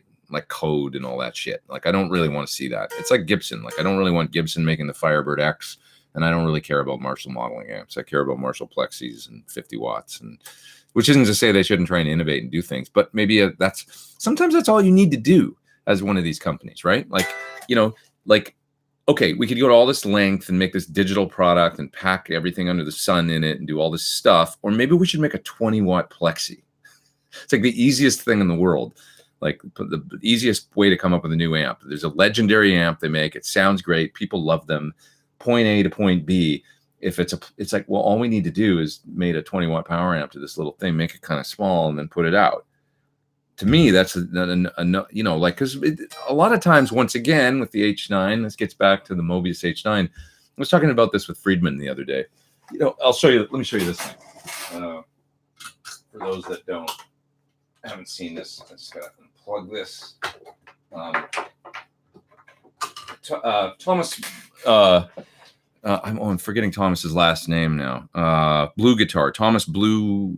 What the heck's his name? Sorry, Thomas. I'm forgetting how to pronounce your last name. But anyway, fella that worked for Hughes and Kettner and then designed the Blue amp and this thing, the Blue Guitar. This is a little IR box, and he's a great guitar player. He hooked up with a designer and figured out how to make IRs of all of his favorite cabs. So all the cabs in here are cabs that he owns personally, and he said it had to sound great and it had to be simple, because that's what guitar players want, at least, from his perspective as a guy that plays guitar, because he's a pro guitar player that was in big bands and touring and stuff and doing sessions. And he's like, I want it to be simple and I want it to sound great. So it's got a transformer output on it, true transformer output. And it's got a bunch of different cabinet selections that most of them sound great, sounds really good. And then there's a simple knob here that basically lets you get darker to brighter.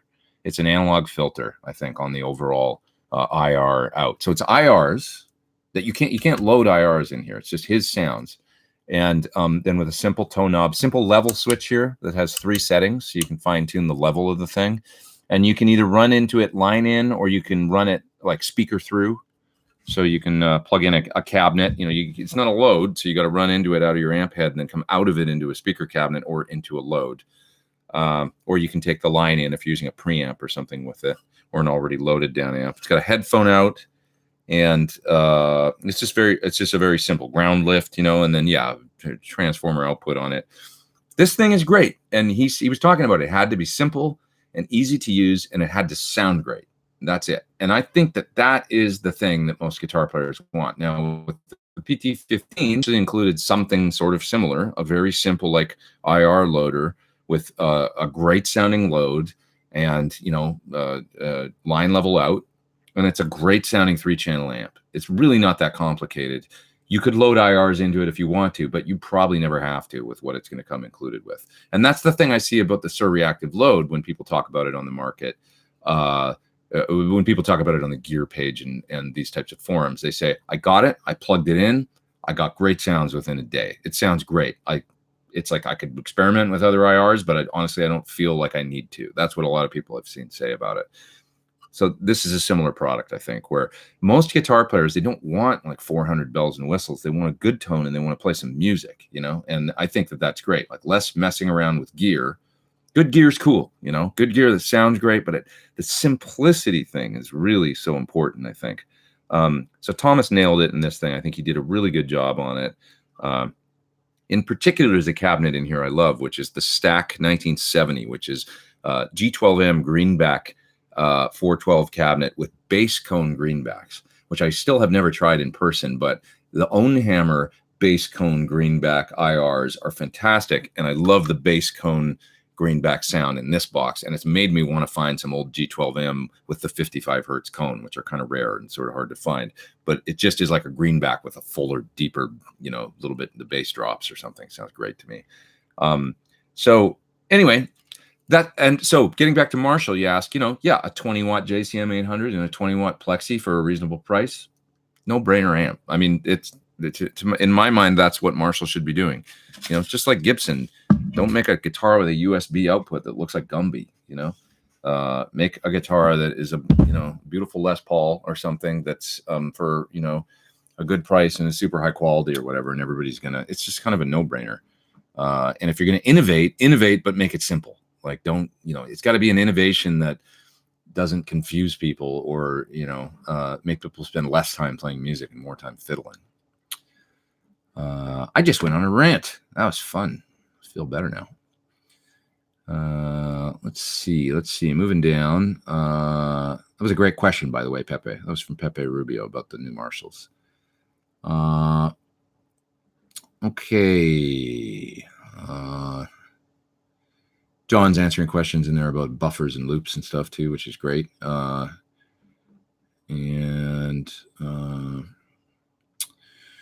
Guy's Guitar Vlog said Josh from JSH or JS, is that the pedal company? Did a great video about buffers. Whoever asked should check that out on his YouTube channel.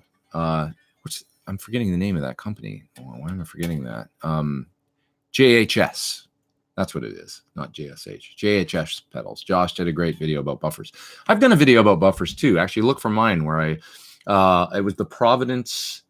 I've done a few videos about buffers actually, but the Providence, it's called How a Buffer Will Save Your Guitar Tone. I tried to use a clickbaity title and it actually worked. The video got a lot of views for a buffer video. But I show in that video the result of like 100 feet of cable in front of an amp. And then I show, using a buffer with 100 feet of cable and how it sort of saves the tone. It sounds a lot like a short cable. I also did one with Thomas Nordig way back, like at least 6 or 7 years ago, I think, in my old studio, where we talk about buffers in front of amps. And so I've done a few of them. But I think most people know about buffers now and the importance. So there's been a lot more education about that as pedals have become more popular and stuff. But the one thing that maybe needs to be addressed is effects loops and buffers and effects loops, and when maybe you need to use a buffer and effects loop if your amp doesn't have a great loop and stuff. Okay. I am way behind here, guys, in the chat, so I'm going to try and move down and move a little quicker. Okay. When it comes from the distance, this is for John. PRS Rocker says, when it comes to the distance from heads to cabinets live, what do you recommend for the length of cable? I sometimes need to run as much as 15 feet or 20 feet between the head and the cab. He's talking about speaker cable length. That does not matter as long as you use a good cable, good speaker cable that's thicker gauge. So for example, in recording studios, keep in mind that you have to run really long speaker cables because of course I've got these heads in here, and imagine how far away my cabinets are in a room where they're isolated. There's 80 feet of speaker cable running. I kept it as short as I could, but it needs to be 80. So I've had that in most studios that I've been, all my home studios, and then my other studios that I've built out and stuff like that, have had, 50-foot runs, 80-foot runs. So you have to use like I think my cable's 13 gauge that I'm using. You don't want to use like 16 gauge or 18 gauge speaker cable or something. You use the lower number, which is the thicker. Just use really good high quality speaker cable, and then you can run long cable runs. And certainly a 15 or 20 foot run between a head and a cabinet is not a problem. There's no issue there. So just when you get up into those real long lengths, then it becomes more of an issue, and you need to really make sure you got good high quality cables, but you can still do it, and it's cool. And I've done tests on this stuff, by the way, and I can't really hear a difference. Like, can I hear the difference between a 5-foot speaker cable and an 80-foot speaker cable? If it's a high quality cable that's a real thick gauge.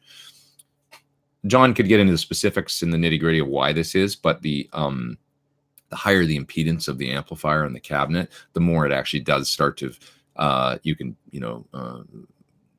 measure what's happening, and there is a little bit of I don't know if it's a loss or what happens, but especially if you use thinner gauge speaker cable, you might run into a problem using speaker cable that is of a lesser gauge, 16 gauge or 18, and if you're running 100 feet, it's okay. Now you're going to start to have an issue with a 16 ohm load. Lower, like 4 ohm or 8 ohm, it becomes less of an issue. I don't know why that is, but John could explain that. Long story short, thick gauge speaker cable, don't worry about it. It's going to be okay. Okay, Edward says, hey Pete, how would you describe the difference between your Thornbucker and a stock pickup in a Sura Classic HSS? I'm talking about the bridge pickup. I'm not sure what comes in the Classic HSS, whether it's an SSV or maybe a hotter pickup. That's a good question. They might use an SSH or something in those guitars, which is a single screw hot. It's going to be more like a 13 or 14K pickup, I think, like slightly hotter, bridge humbucker if it's the SSH. If it's the SSV, it's an Alnico 5 magnet pickup that'll be about 8 point something K, 8.4 K or something, kind of PAF strength pickup, but with an Alnico 5 magnet, and the coils are like a matched. So the same turns of wire on each coil. In my pickup, in the Thornbucker pickup, it's a slight mismatch of the coils, and that affects the sound of the pickup. And also, besides that, we're using Alnico 4 in the bridge pickup. So it's a different sounding magnet, and it's pretty noticeably different. It's a slightly sweeter mid-range to me. The evenness of the frequencies of the bass and the mids and the treble, to me, with the Alnico 4, they're all very even. With the Alnico 5, it's got a little bigger bass and a little bit bigger treble. So you might notice it's a little bit hotter on the top end and stuff. And then that in conjunction with a slight mismatch of the coils in the Thornbucker makes it a fairly different sounding pickup in my mind. And I love them. I think they just sound great. It's just a real sweet sounding pickup. The main thing I noticed, and we noticed this, we tested the Thornbuckers in both a Les Paul and then also in some Sura Classics when we were designing them. I would go out there and we'd do the winds and stuff, and they'd put them in the guitars, and then we'd listen and compare. We had two essentially exactly the same classics that we were listening to pickups in. One had an SSV in it, and then the other one would have the Thornbucker. And so all things equal, I mean, they were the same guitar, alder body, maple neck, as close as you could get the spec. And the one thing that we noticed with the Alnico 4 pickup, I remember something in particular, was you'd go up the high E string and, play something high up the high E string with some distortion. And the Thornbucker just had this really, really nice, less of an edge on those high notes. Like you could play up high on the thin high E string and, bend and stuff like that. And it was a little less shrill sounding. And that was something that we really liked. It just had the sweetness to the tone. And I think that that's really mostly a result of the magnet, being the Alnico 4 just has a slightly more muted top end. Now, when you wound, we tried winding them like at different strengths. When it got much above 9K, which is, not necessarily indicative only of the strength of the pickup, as I understand it. But anyway, when you wind a pickup with more turns of wire and got a little hotter above 9K, it just lost the magic of what the Thornbucker pickup was designed to do, which was with the slightly mismatched coils and stuff, had the slightly open quality that isn't a single coil, but veers a little bit more in that direction. And when we wound it hotter with the Alnico 4 magnet, you lost some of that character. And so we went, all right, let's dial it back. And we found kind of the hottest with the Thornbucker Plus that we could wind the pickup with the Alnico 4 and the mismatched coils and still have all the cool qualities of that pickup. And so that's what the Thornbucker Plus is. And then the regular Thornbucker is just a little bit lower output version of the same thing. Okay. Move down in the chat. What's my take on coil splitting? This is from Marin. Would you split for an HH guitar, bridge, or neck?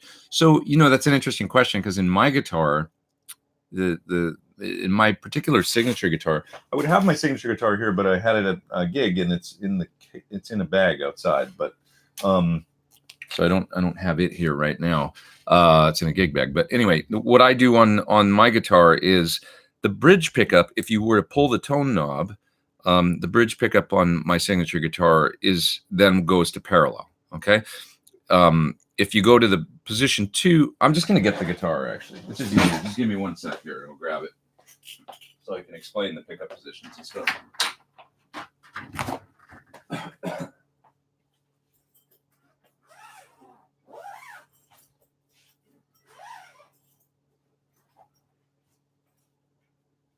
It's just easier. Get off my lazy butt and actually go get the instrument. Okay.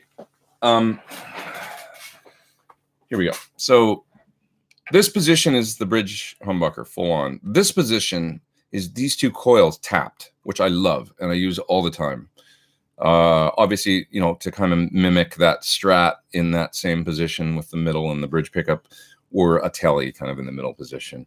It doesn't sound exactly the same as either of those sounds, but it's a reasonable facsimile thereof. In the middle position, you're getting both pickups humbucking. In this position, you're getting the bridge the neck humbucker full on. In this position, neck single coil, the coil closest to the neck. So I like that sound a lot, and I'll split this pickup and use it quite a bit. And it sounds like a low output Strat pickup when you do that. With the switch all the way in the bridge position, I can pull this knob and this goes to parallel, which kind of does a faux sort of single coil thing, a thinner thing.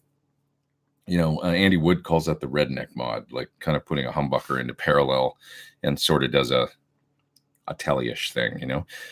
I don't really like the sound of a split pickup in the bridge, but I like the sound of the split neck pickup a lot. So, you know, I don't know if that tells you. It's just kind of, I don't know why. It's just a little too thin in the bridge for me, and I prefer the parallel sound in the bridge. But in the neck, yes, it's thin, but because that pickup's up there and it's getting lots of beef from the strings and stuff anyway, it just works. So that's how I do it. That's just, you know, it's always a compromise tapping a single coil. It's never the same exactly as a true single coil pickup, but it's a cool sound nonetheless, and it works good. So there you go. That's how I do it on my guitar. Surfby says it's the Sunday tradition. I hope you mean being here. I hope so. Okay. Let's see here. Miguel says, hi, Pete. How can I be as good looking as you, boss? I work out and nothing. I don't know what to say to that. I bought a gym membership recently, and I still haven't been, but I have I have my tag right here on my keys that I can go to the gym. So I'm telling myself it's going to happen. I fall off the out of the groove sometimes when it comes to going to the gym, you know what I mean? And then it's tough to get back in there. And then the first 3 weeks are hell. And then like I start to crave it after that and enjoy it. So I gotta get back at it because I'm not getting any younger. All right. Let's see. Renaissance Man says, I thought you could plug a Tech 21 directly into an audio interface and record to a DAW like Ableton or Pro Tools. Sure, you could do that. You could totally do that. Okay. Moving down. Yeah, John said the same thing about speaker cable. Speaker cable length gauge. I think John's using Siri. He must be fretting guitars right now because his message doesn't make a lot of sense. But he said, should be fine with a heavy gauge. Image result for speaker cable length gauge size thick wire. John, are you using Siri? Siri drives me crazy. Thick wire, 12 or 14 gauge recommended for long wire runs. Yeah, 12 or 14 gauge. Like I said, I got some weird 13 gauge. That's what I've got here to run 80 feet of speaker cable from my room here to the other room. Steve says the Tech 21 Blonde is the Fender Sim. That's the when we were talking about preamp pedals from Tech 21 that you could put on a board to kind of, you know, give you an amp-like vibe. Yeah, the Blonde, right? Okay. Chris Schultz is talking about the fella that had the problem with his fuzz and wah squealing. It's a resonant peak issue. He says you're creating a tuned circuit. Unfortunately, there isn't much to do other than try a different order or different pedals. Yeah, more than likely it could just be that, and the pickups are freaking out or something at a certain, because you're boosting with a fuzz at a certain frequency and it starts to go crazy. But could be other stuff too, I think. But and JJ Kane wants to see a Sir dealer in Ireland, he says. Okay, this wiring made me love humbucker, double humbucker guitars again, says Ted D. I think he's talking about the wiring on my guitar, and he was in the top chat. Thank you, Ted. I hope you mean this thing. Yeah. Yeah, man, works like double humbucker with this wiring for me. It's good for me. Oleed says, do you wear contact lenses? I do. I have terrible eyes, and I have very specific, difficult prescription and strong contact lenses. Like, I mean, really strong contact lenses. And it can be difficult. Okay. Let's see what else we got here. Do they make Thorn buckers without metal covers? He likes white says KXM Rock. Yeah, I think you could get those. I don't see white ones very often. They're usually black or zebra, but I don't see why you couldn't get a double white. You might have to order it. Originally with Thornbuckers, we only did the nickel covers and uncovered. But now you can get them with gold covers and stuff. You just have to know it's going to change the tone a little bit. The gold covers, they dull the sound. Chrome to a lesser degree, but the gold certainly changes the sound a little bit. Doesn't mean it's going to sound bad, just different.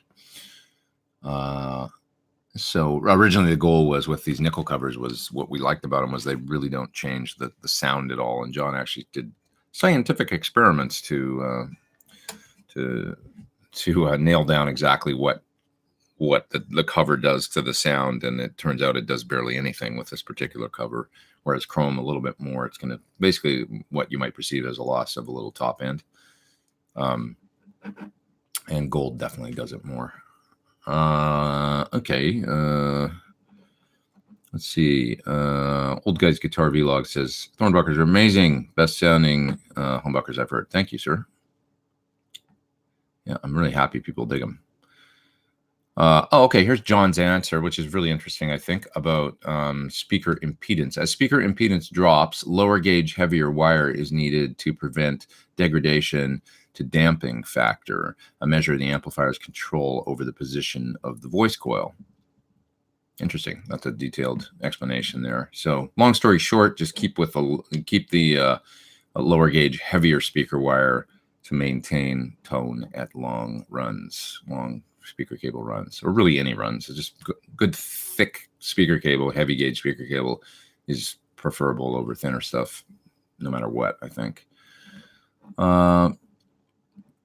Where do I stand on the tone wood debate, says Vintage Wood Workshop. With a name like Vintage Wood Workshop, I think I know where you stand, sir.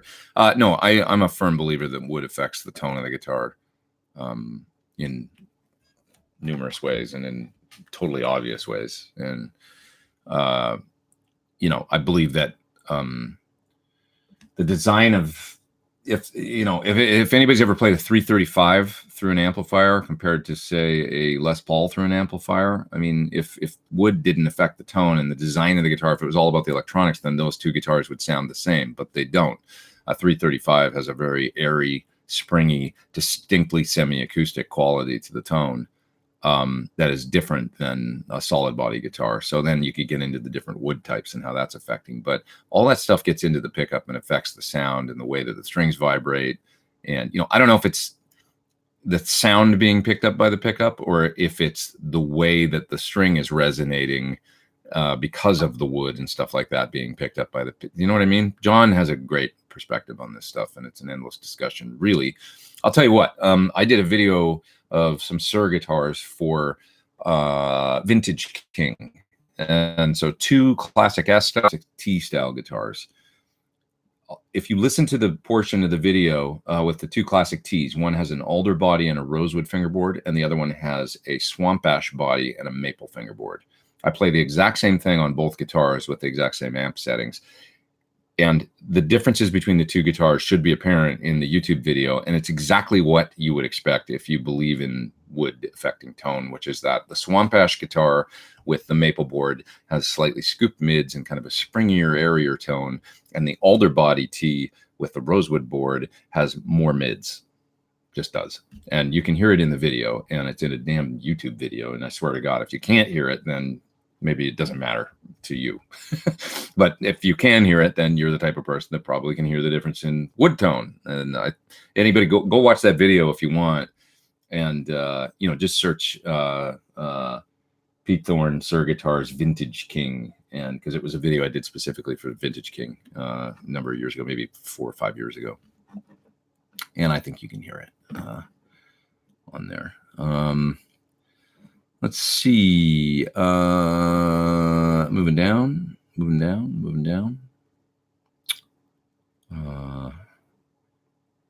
Let's see. I think wood definitely matters, says Vintage Wood Workshop. Definitely. It definitely matters. Yeah. And I know John would agree with you. Let's see. You guys are talking about Canadian bands there. Aaron Song says he's in the States, but luckily had much music to turn me on to some really good Canadian bands. A lot of great Canadian bands that never made it down to the States, that's for sure. Or just didn't break in the States big, you know. Okay. Is there a delay with the top chat? I sent out one 20 minutes ago. Just wondering, says Rob. Rob, I didn't see it. I don't know if it's not working that well today. It's a really good question. I'm sorry about that. If so, you know what? Let me just look down here and see if I see yours. I'm going to look around in the chat. I'm not seeing it here, Rob. I don't know if there's a problem with it today or not, guys, but I'm not sure, and I'm sorry about that if there is, because I always appreciate the top chat thing. Thank you very much for doing that, you guys that have. But yeah, I'm just not sure if it's. Google was acting a little strange when or not Google, but Chrome was acting a little strange when I started it today. So maybe it's just being weird. But anyway. Lawrence is there a wiring diagram for your pickup setup? I don't know. That's a good question. Or I don't know if Sir keeps it as a guarded secret. I have no idea, but I don't think they would. It's basically, once again, it's just a special 5-way switch that they use, and then with the series parallel for the bridge pickup on the tone pot. I'm sure competent tech could probably figure out how to do it pretty easy. Matt Harrison says Sloan is my favorite Canadian band. I love Sloan. For those that don't know Sloan, they were a really great Canadian rock and roll, kind of indie rock band. They started their own record label after putting 2 records out on Geffen. They put out 2 records on Geffen in the early 90s when they were just getting started and really learning how to play and learning how to write and stuff together. And the records were sort of seen as a commercial failure, but I think they sold like 65,000 copies each or something like that. They put out those 2 albums, and then their label dropped them. And they were able to negotiate getting both those albums back from their label. And then they started their own label called Murder Records after that, and just kept on going as a band. So now they own the first 2 albums, right? For the label paid to put out the records and all that stuff. They put the records out. They were able to negotiate. Now they own the records 100%. And then they just kept getting more and more popular and built their career on their own. So stupid record label should have, believed in them a little bit more. But they came out on top. And they still put out records to this day, sporadically now. But they're a great band. And the interesting thing about them is they're kind of like the Beatles, where everybody writes and everybody gets a few songs on each album. And, they all sing. And sometimes the drummer switches off and plays keys, and the bass player will go back and play drums. And they switch around and stuff on their instruments. So really, really fun band if you haven't listened to Sloan. Navy Blues is a great album, and I'm forgetting the names of a lot of the records now. I haven't listened to them for a long time, but I got the great pleasure and fortune of touring with them for about a month around 2000, where I was in a band called, was I in Blink of the Star? Yeah, I was in Blink of the Star then, which is another actually really cool Canadian band that I got a touring gig with for a while.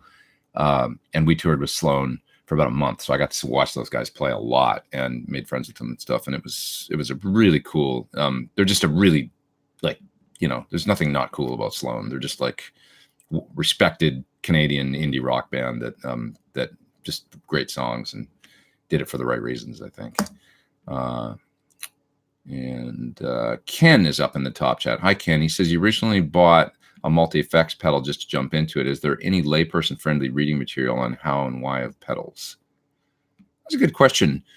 Ken, I would say that the gear page is a great resource for that. Like if you have any questions, you could go in the effects section go to the gear page.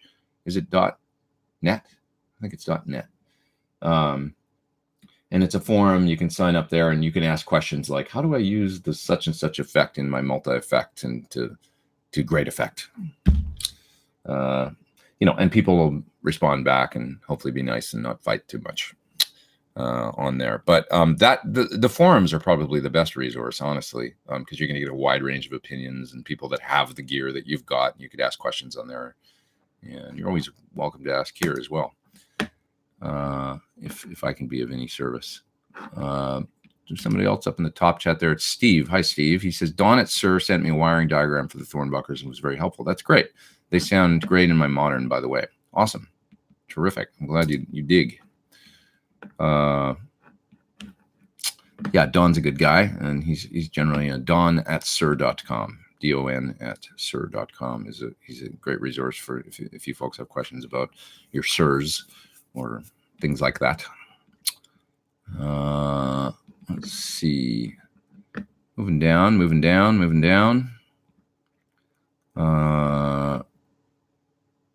Let's see. What's your take on active, though? Like active pickups? I was talking about that earlier, how I'm generally more of a passive pickup person. I do have an active EMG in a P bass I have here, and I have a Warwick bass back there in the corner that has active pickups and a preamp, and I like that bass very much. And for bass, I like it because it has this piano-like sustain and tone. The Warwick in particular is the wood and everything too, but the electronics tend to accentuate the clarity of that instrument. And I find that they work really well for bass, for clarity, and for if you're adding distortion to bass, for just because it gets a little more clear, you know. And whereas with my guitars, I like them to be a little more squishy and I don't know, passive. Okay, I'm moving down. Let's see here. Shizzle says another great live. Thank you for all your time. Thank you. Appreciate it. Thanks for being here, guys. Looking for another question. Let's see. Your signature featuring this new tremolo. That's it right there. So that's the bridge. Love it. Moving down. Rob Adams says, my sister says she's going to write a book titled Get Shit Done. Yeah, I think that's a good title for a book. Let's see. We can do Sunday Pizza Day with Pete at my house. Let's do that, John. Let's have a pizza day at your house. I'll drive out. We'll do a live stream from there, and we'll eat pizza instead of drink coffee. And we can do one of these live streams. I would love that. 516 people still online. We have consistently over 500 people online for most of this one. I'm very proud of that. Nice to have you guys here. Okay.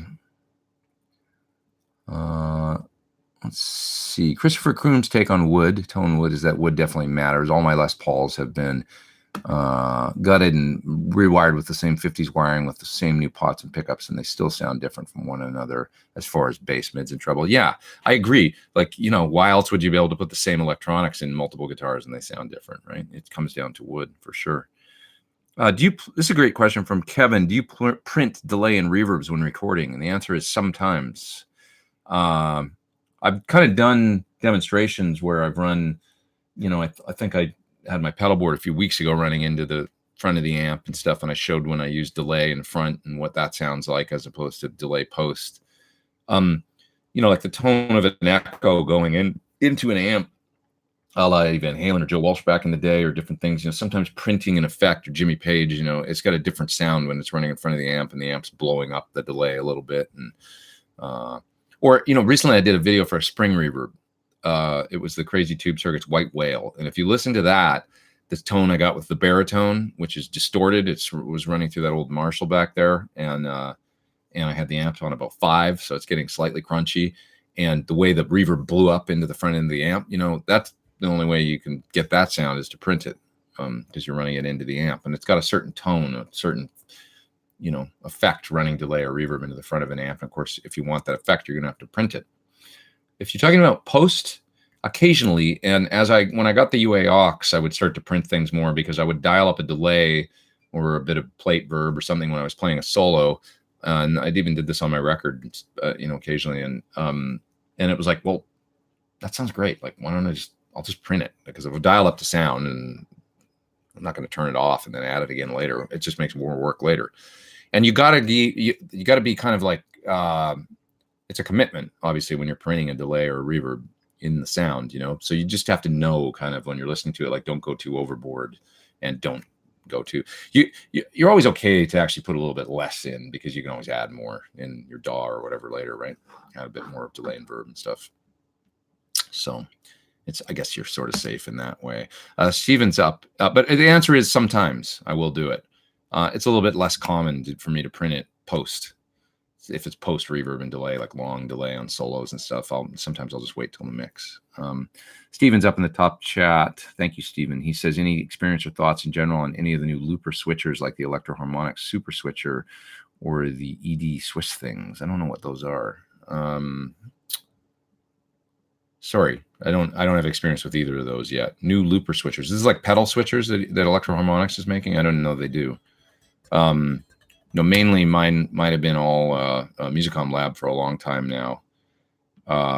As well as, and I assume you're not talking about a looping, like to record guitar loops. I'm assuming you're talking about loop switchers, like pedal board things to put pedals in and switch. Musicom Lab and RJM have been the main ones that I've used for many years and been happy with. Sloan's Navy Blues was brilliant. I agree. Yeah, that is Aaron's songs. Great record. That had, and the joke is, when he woke his body was covered in Coke fizz.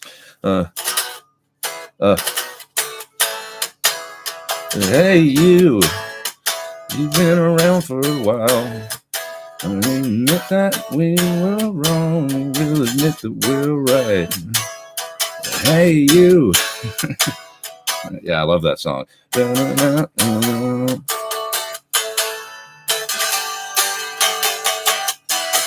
And the joke is, when he woke his body was covered in Coke fizz. That's one of the weirdest lyrics ever written. But anyway, great song. It's just cool. Like it's like the Who or something. It's Patrick's influence that I really dig in Sloan, who's the guitar player and one of the singers, and he had this like rock kind of, like high watt SG, certainly Pete Townsend kind of punk rock thing, and then some of the other guys were a little bit more Beatley and. Just the different influences in Sloan were made for its chemistry, like any band. Just great tunes. Mark is up in the top chat. Do you do anything to combat noisy single coils like copper shielding? I love my 52 vintage reissue Telly, but it's noisy as hell. Well, my Sir guitars all feature the Sir Silent SSC2, Silent Coil, whatever the acronym means. It's basically a noiseless system that John developed. For years, John used the Illich system, and then he developed his own after that, and he moved to using that. But if you want an aftermarket thing, I find the Illich coil thing, I don't know how you spell that, ILLICH, works well, and you could probably get something for your Telly if you want to keep that guitar, or you could always, in a new Sir guitar, they come with the silent single coil thing, and they work very, very, very well. I mean, they're as quiet as a humbucker without really changing the tone at all. OLED says, did kids giving you a hard time because of your eyes when you were, how did you manage it? Yeah, I got some shit for sure. But it's like, for the most part, it's a handicap, and people aren't going to make fun of handicap people for the most part. You get the occasional asshole, just like on the internet. It's going to happen. But, I believe people are basically decent. And, out of 500 people that are here, maybe you get one heckler or something that happens once a week. And that's pretty good average, I guess I wore really thick glasses when I was a kid. But, I also had the juxtaposed against that, and always as me to remember, my sister had some health problems that she's kind of dealt with her whole life. And without getting too into it, she had to wear a back brace and stuff growing up. I mean, you want to talk about somebody that had it rough. It was like she had a lot of, she dealt with a lot more adversity when it came to that stuff than I did. And I was coming up right underneath her. So maybe I always felt like I don't have a hell of a lot of, cause to complain if I get a little bit of guff from people, because some of the things that she had to put up with were far more difficult than things that I've had to deal with. So I probably saw that and was just like, so it's always, the seeing somebody that's really dealing with adversity, and, things can always be like, you have a shitty day and you're like, yeah, this is going on. Or maybe you got some money troubles, and then you see the guy on the side of the freeway with a sign holding it up saying, need help or need work or whatever. I just saw a guy on the way here. I see him there all the time. He's an old guy at my freeway exit, and he stands there, and, and it's just like, what that guy's life like? It just sucks. So it's like, there's always that, right? So I always try and keep that perspective. Stealth Parrot says, You're the best. Oh, thanks, man. He's up in the top chat. He's up in Canada. You're too kind. Thanks for the fun and informative videos. So nice to hear ins and outs from a professional. I try and be a professional. I do. Thank you, sir. Appreciate that. I guess I'm a professional after all these years. I better be. I don't know what else I got going for me. I'm really in trouble if I got to go back to school and learn a trade or something. Matteo Pagani is up in the top chat. Thank you, sir, for doing that. He says, any overdrive pedal to put in front of a cab simulator. I was thinking about the Strymon Riverside, but it's not full analog. So to be honest, like with this sort of pedal board craze going into something like I've got a Torpedo cab sitting right here. You know, if you're trying to build a pedal board based rig, you're going to want a preamp of some sort that kind of simulates an amplifier. So that means more than just an overdrive. Because think about this. What happens if you turn off the overdrive pedal because you want a clean sound? Now you've just got a sterile, direct guitar sound that kind of sounds like the equivalent of if you ran a DI into a power amp into a guitar cabinet, which would be really lifeless and not a lot of juicy mojo going on. You know, you want a tube or at least simulated tube sort of thing going on there to kind of give you a little bit of life, right? So there's different ways you can go about doing that. That if you want to go all analog and keep it simple, the Tech 21 Character Series pedals, once again, are they're kind of an amp sim in a pedal. And there's somebody mentioned the Blonde, which is kind of like a Blonde Fender amp sim in a pedal. Very simple, not too expensive. Another option would be like the Ethos pedals, which I really like. They look kind of dumbly, for lack of a better term. And the Ethos, they're a preamp in a pedal, essentially, with a full EQ. Some of them have overdrive circuit, like a Dumble style drive. And so that would give you kind of like a Fendery amp sound in a pedal, basically. You might look at those. And then you could like run the Riverside into that, right? So I think I would get a nice clean kind of amp sim preampy style pedal. And there ain't a hell of a lot of them out there. It's a market there for these things because I think people want to, they want to develop.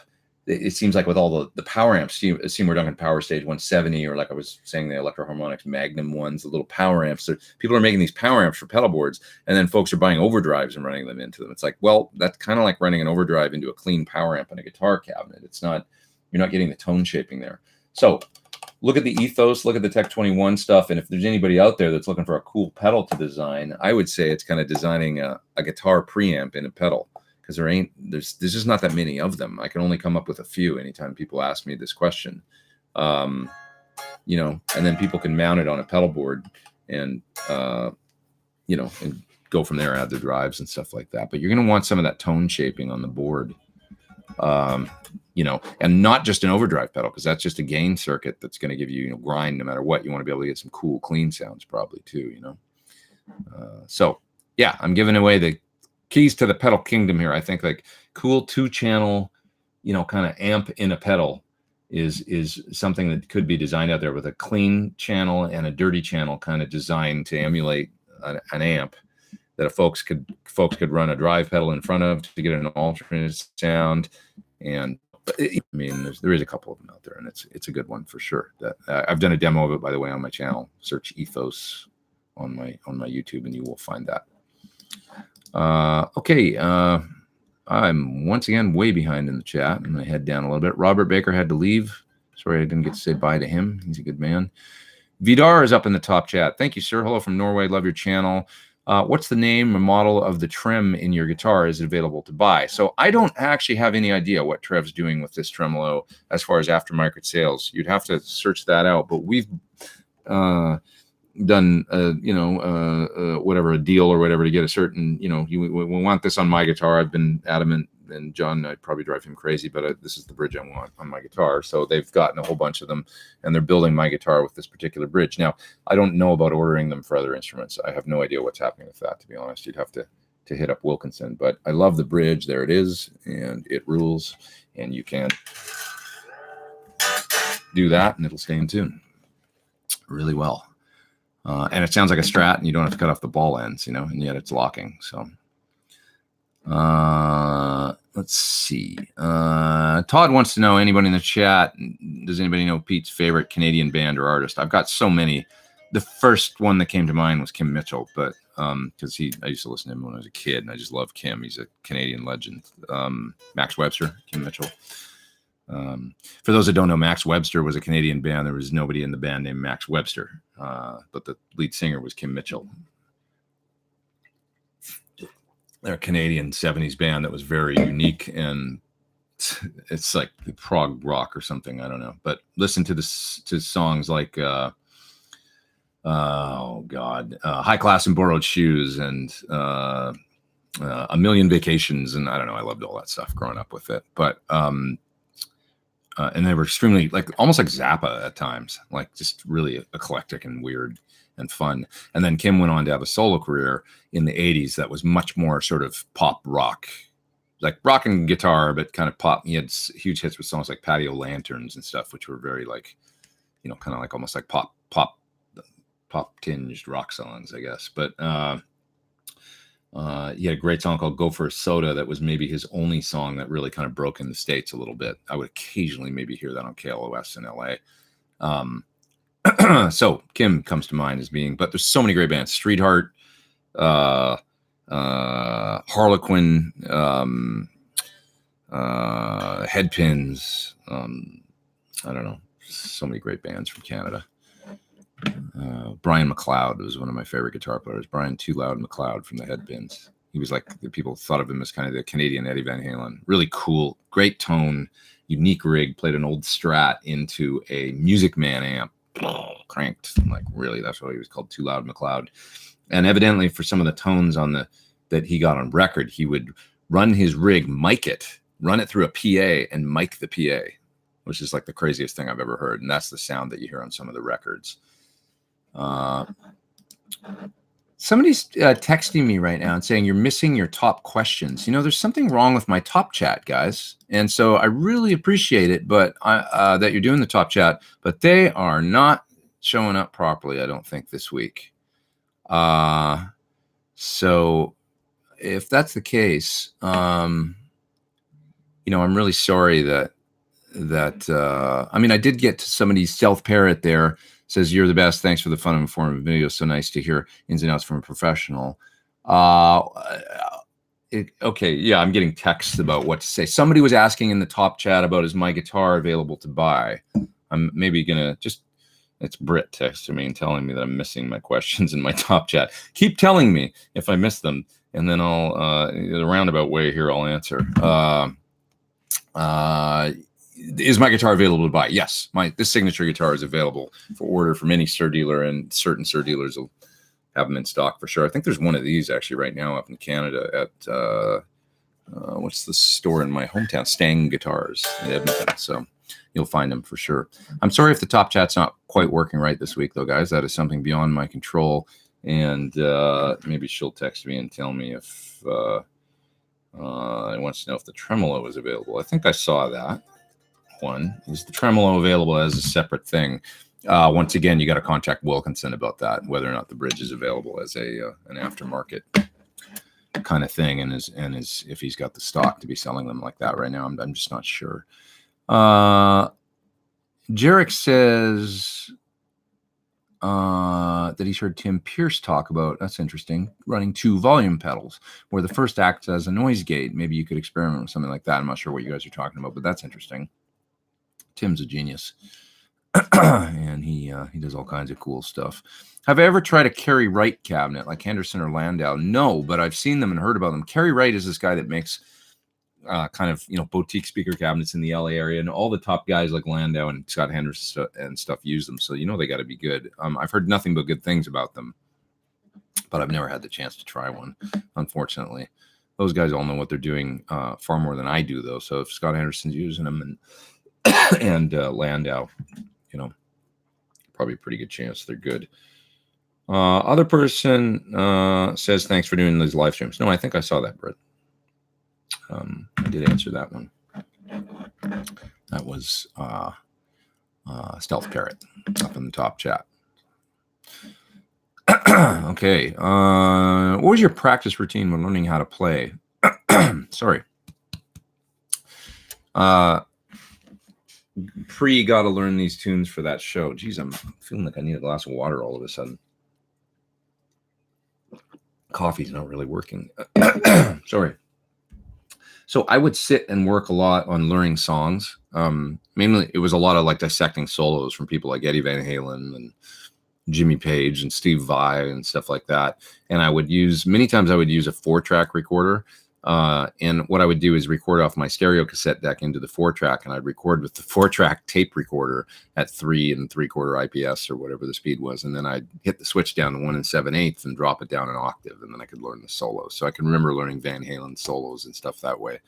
I had teachers. I talked a little bit about that in my mentors video this week, but like Brian Hughes and, these guys transcribe some stuff for me or solos or something, then they'd give me some things to go home and learn, and I would do that. A lot of instructional videos by folks like Steve Morse and Paul Gilbert, and I was working on all that stuff. All the I can still remember a lot of the things I learned in that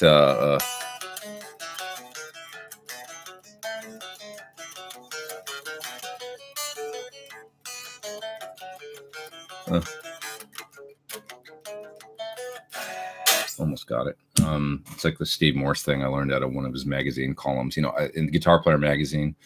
Steve Morse's column in Guitar Player magazine. That is great memories of a lot of and I think they were put out as a book, by the way, that you could buy now. There's a lot of great material in the Steve Morse column. I can't remember the name of it, but you could probably find that book online and order it. I loved it. It was just like a collection of all the columns put into a book. They were terrific, great resource. But anyway, I would practice all that kind of stuff. What else?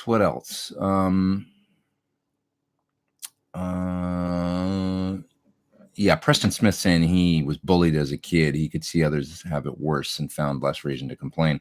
Kids, it's hard growing up, man. I mean, there's no way around it. And if you're different in any way, shape, or form, it can be really tough. But yeah, other kids had it way worse than me, that's for sure. Let's see. Moving down. I'm going to go pretty quick, guys. It's about 1:30. I'm going to start working on it. I want to finish this Torpedo Cab M video for the 2 Notes Torpedo and get it out. So I got to jump on that pretty quick. But I'll answer a few more questions here. Let's see. David said, yeah, well said, Pete. Shows you are a caring person and thankful person.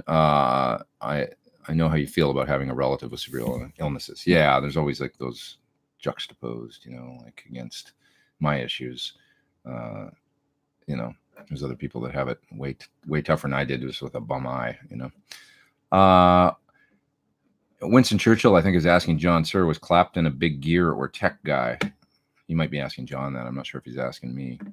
I'm not sure, actually. John's got great stories about working on Clapton's amps and stuff, though, because when he was at Fender, he built Clapton's Tweed twins. Let's see, moving down. Canada has always been fertile ground for rock bands with cold snow and ice, not much else to do except drink and play. It's true. Staying inside a lot. You got to find things to do in the winter, and one of them is play music for sure. It's great for practicing when it's cold and snowy outside and dark all the time. I've never trusted gig bags, but want to try one. What do you use? That's from Steven. I use a lot of the Suhr gig bags that have come with my Suhr guitars. I think they're really nice, but for other aftermarket ones, look at Mono. They make really nice stuff that seems to protect the guitar really well. I do have one Mono gig bag that I really like. They're reasonably lightweight, and they seem really good. Yeah, the Mono, MONO products, really nice. Let's see. Moving down.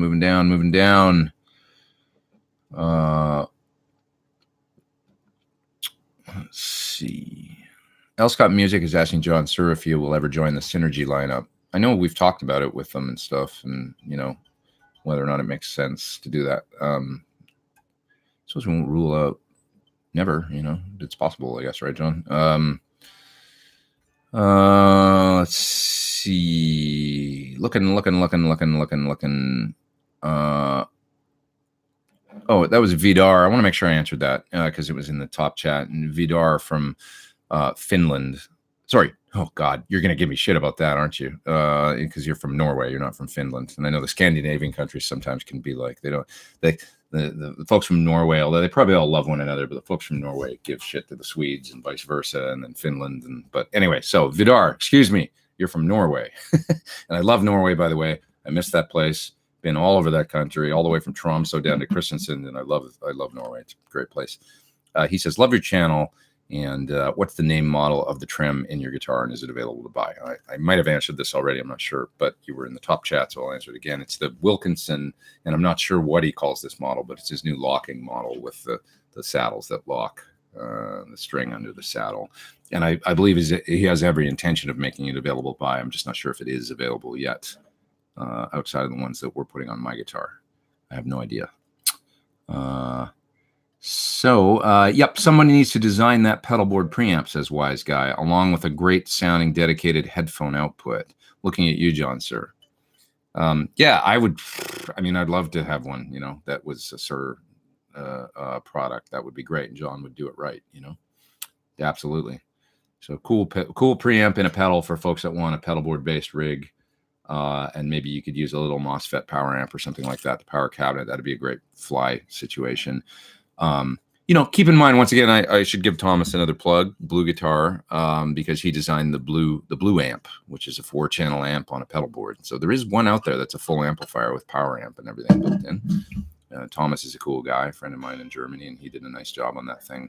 I know, like, Jennifer Batten was using it, touring around. She was really happy with it.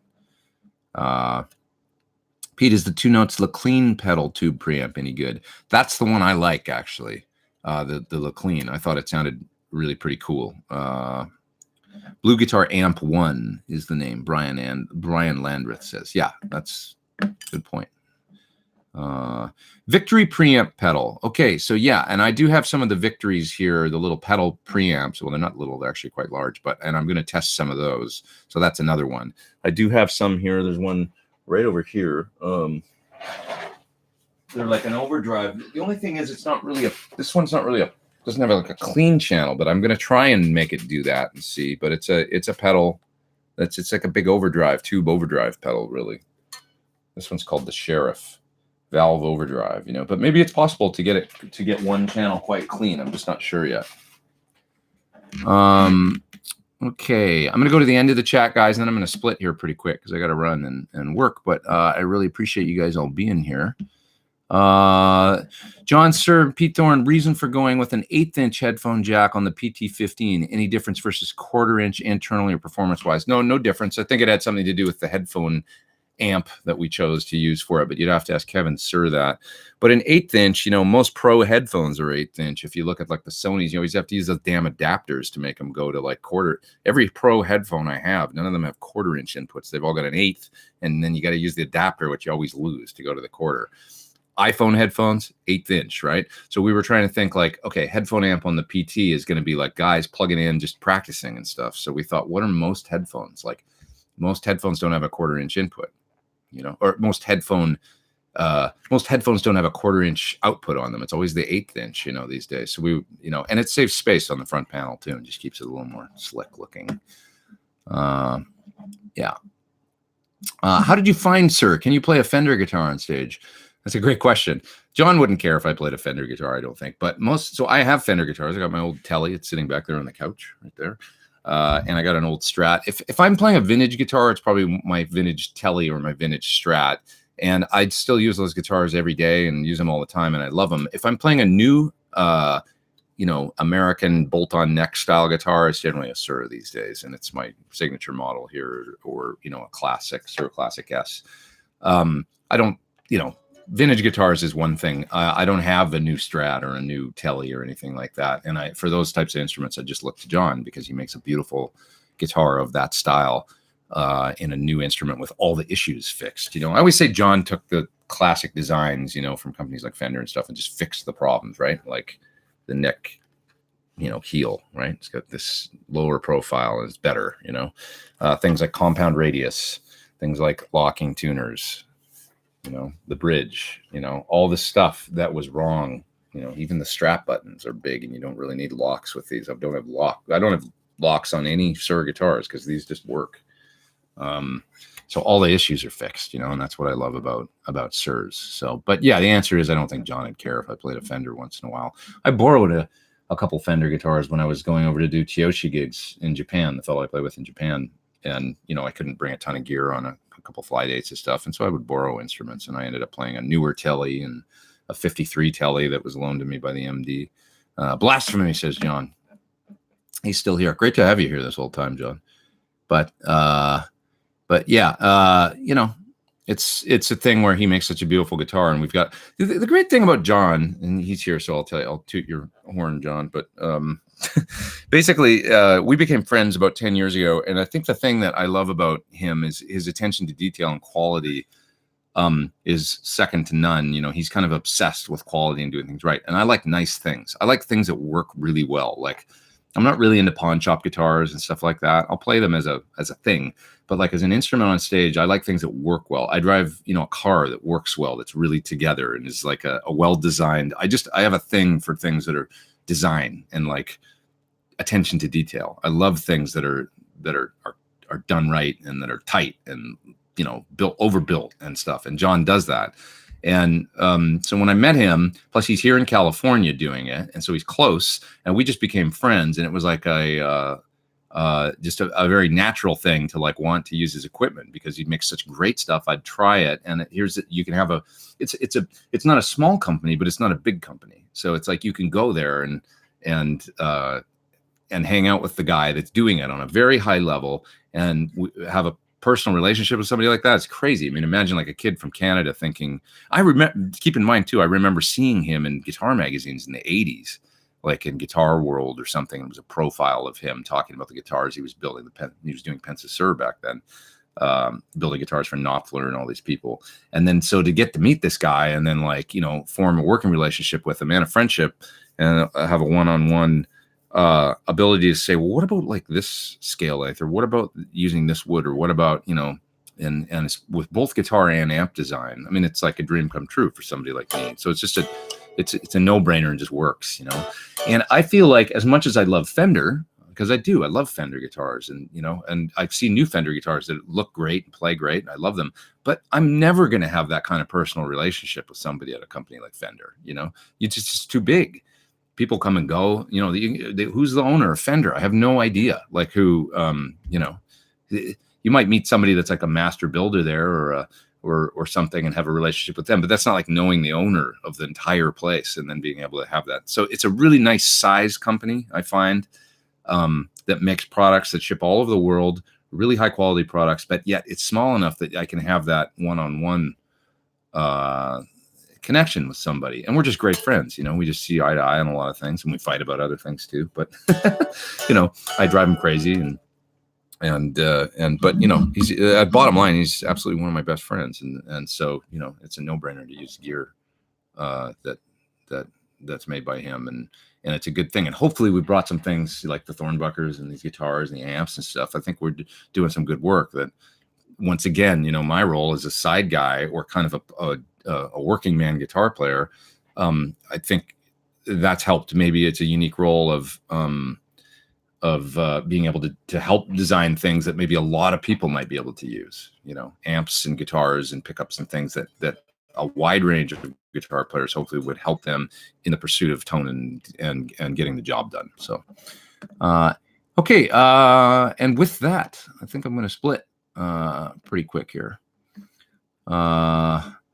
Let's see. I'm gonna split.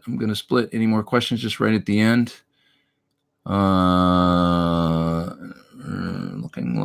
Looking.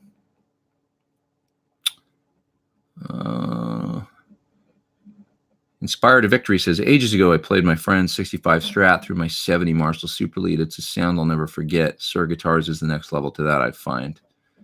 What Fender now aspires to be. Well, it's the interesting thing. Like I'll give another friend of mine, Dave Friedman, a plug. He makes amplifiers and has done, maybe like somebody said the other day on his shows, what Marshall should have been doing all along while they were maybe sleeping a little bit.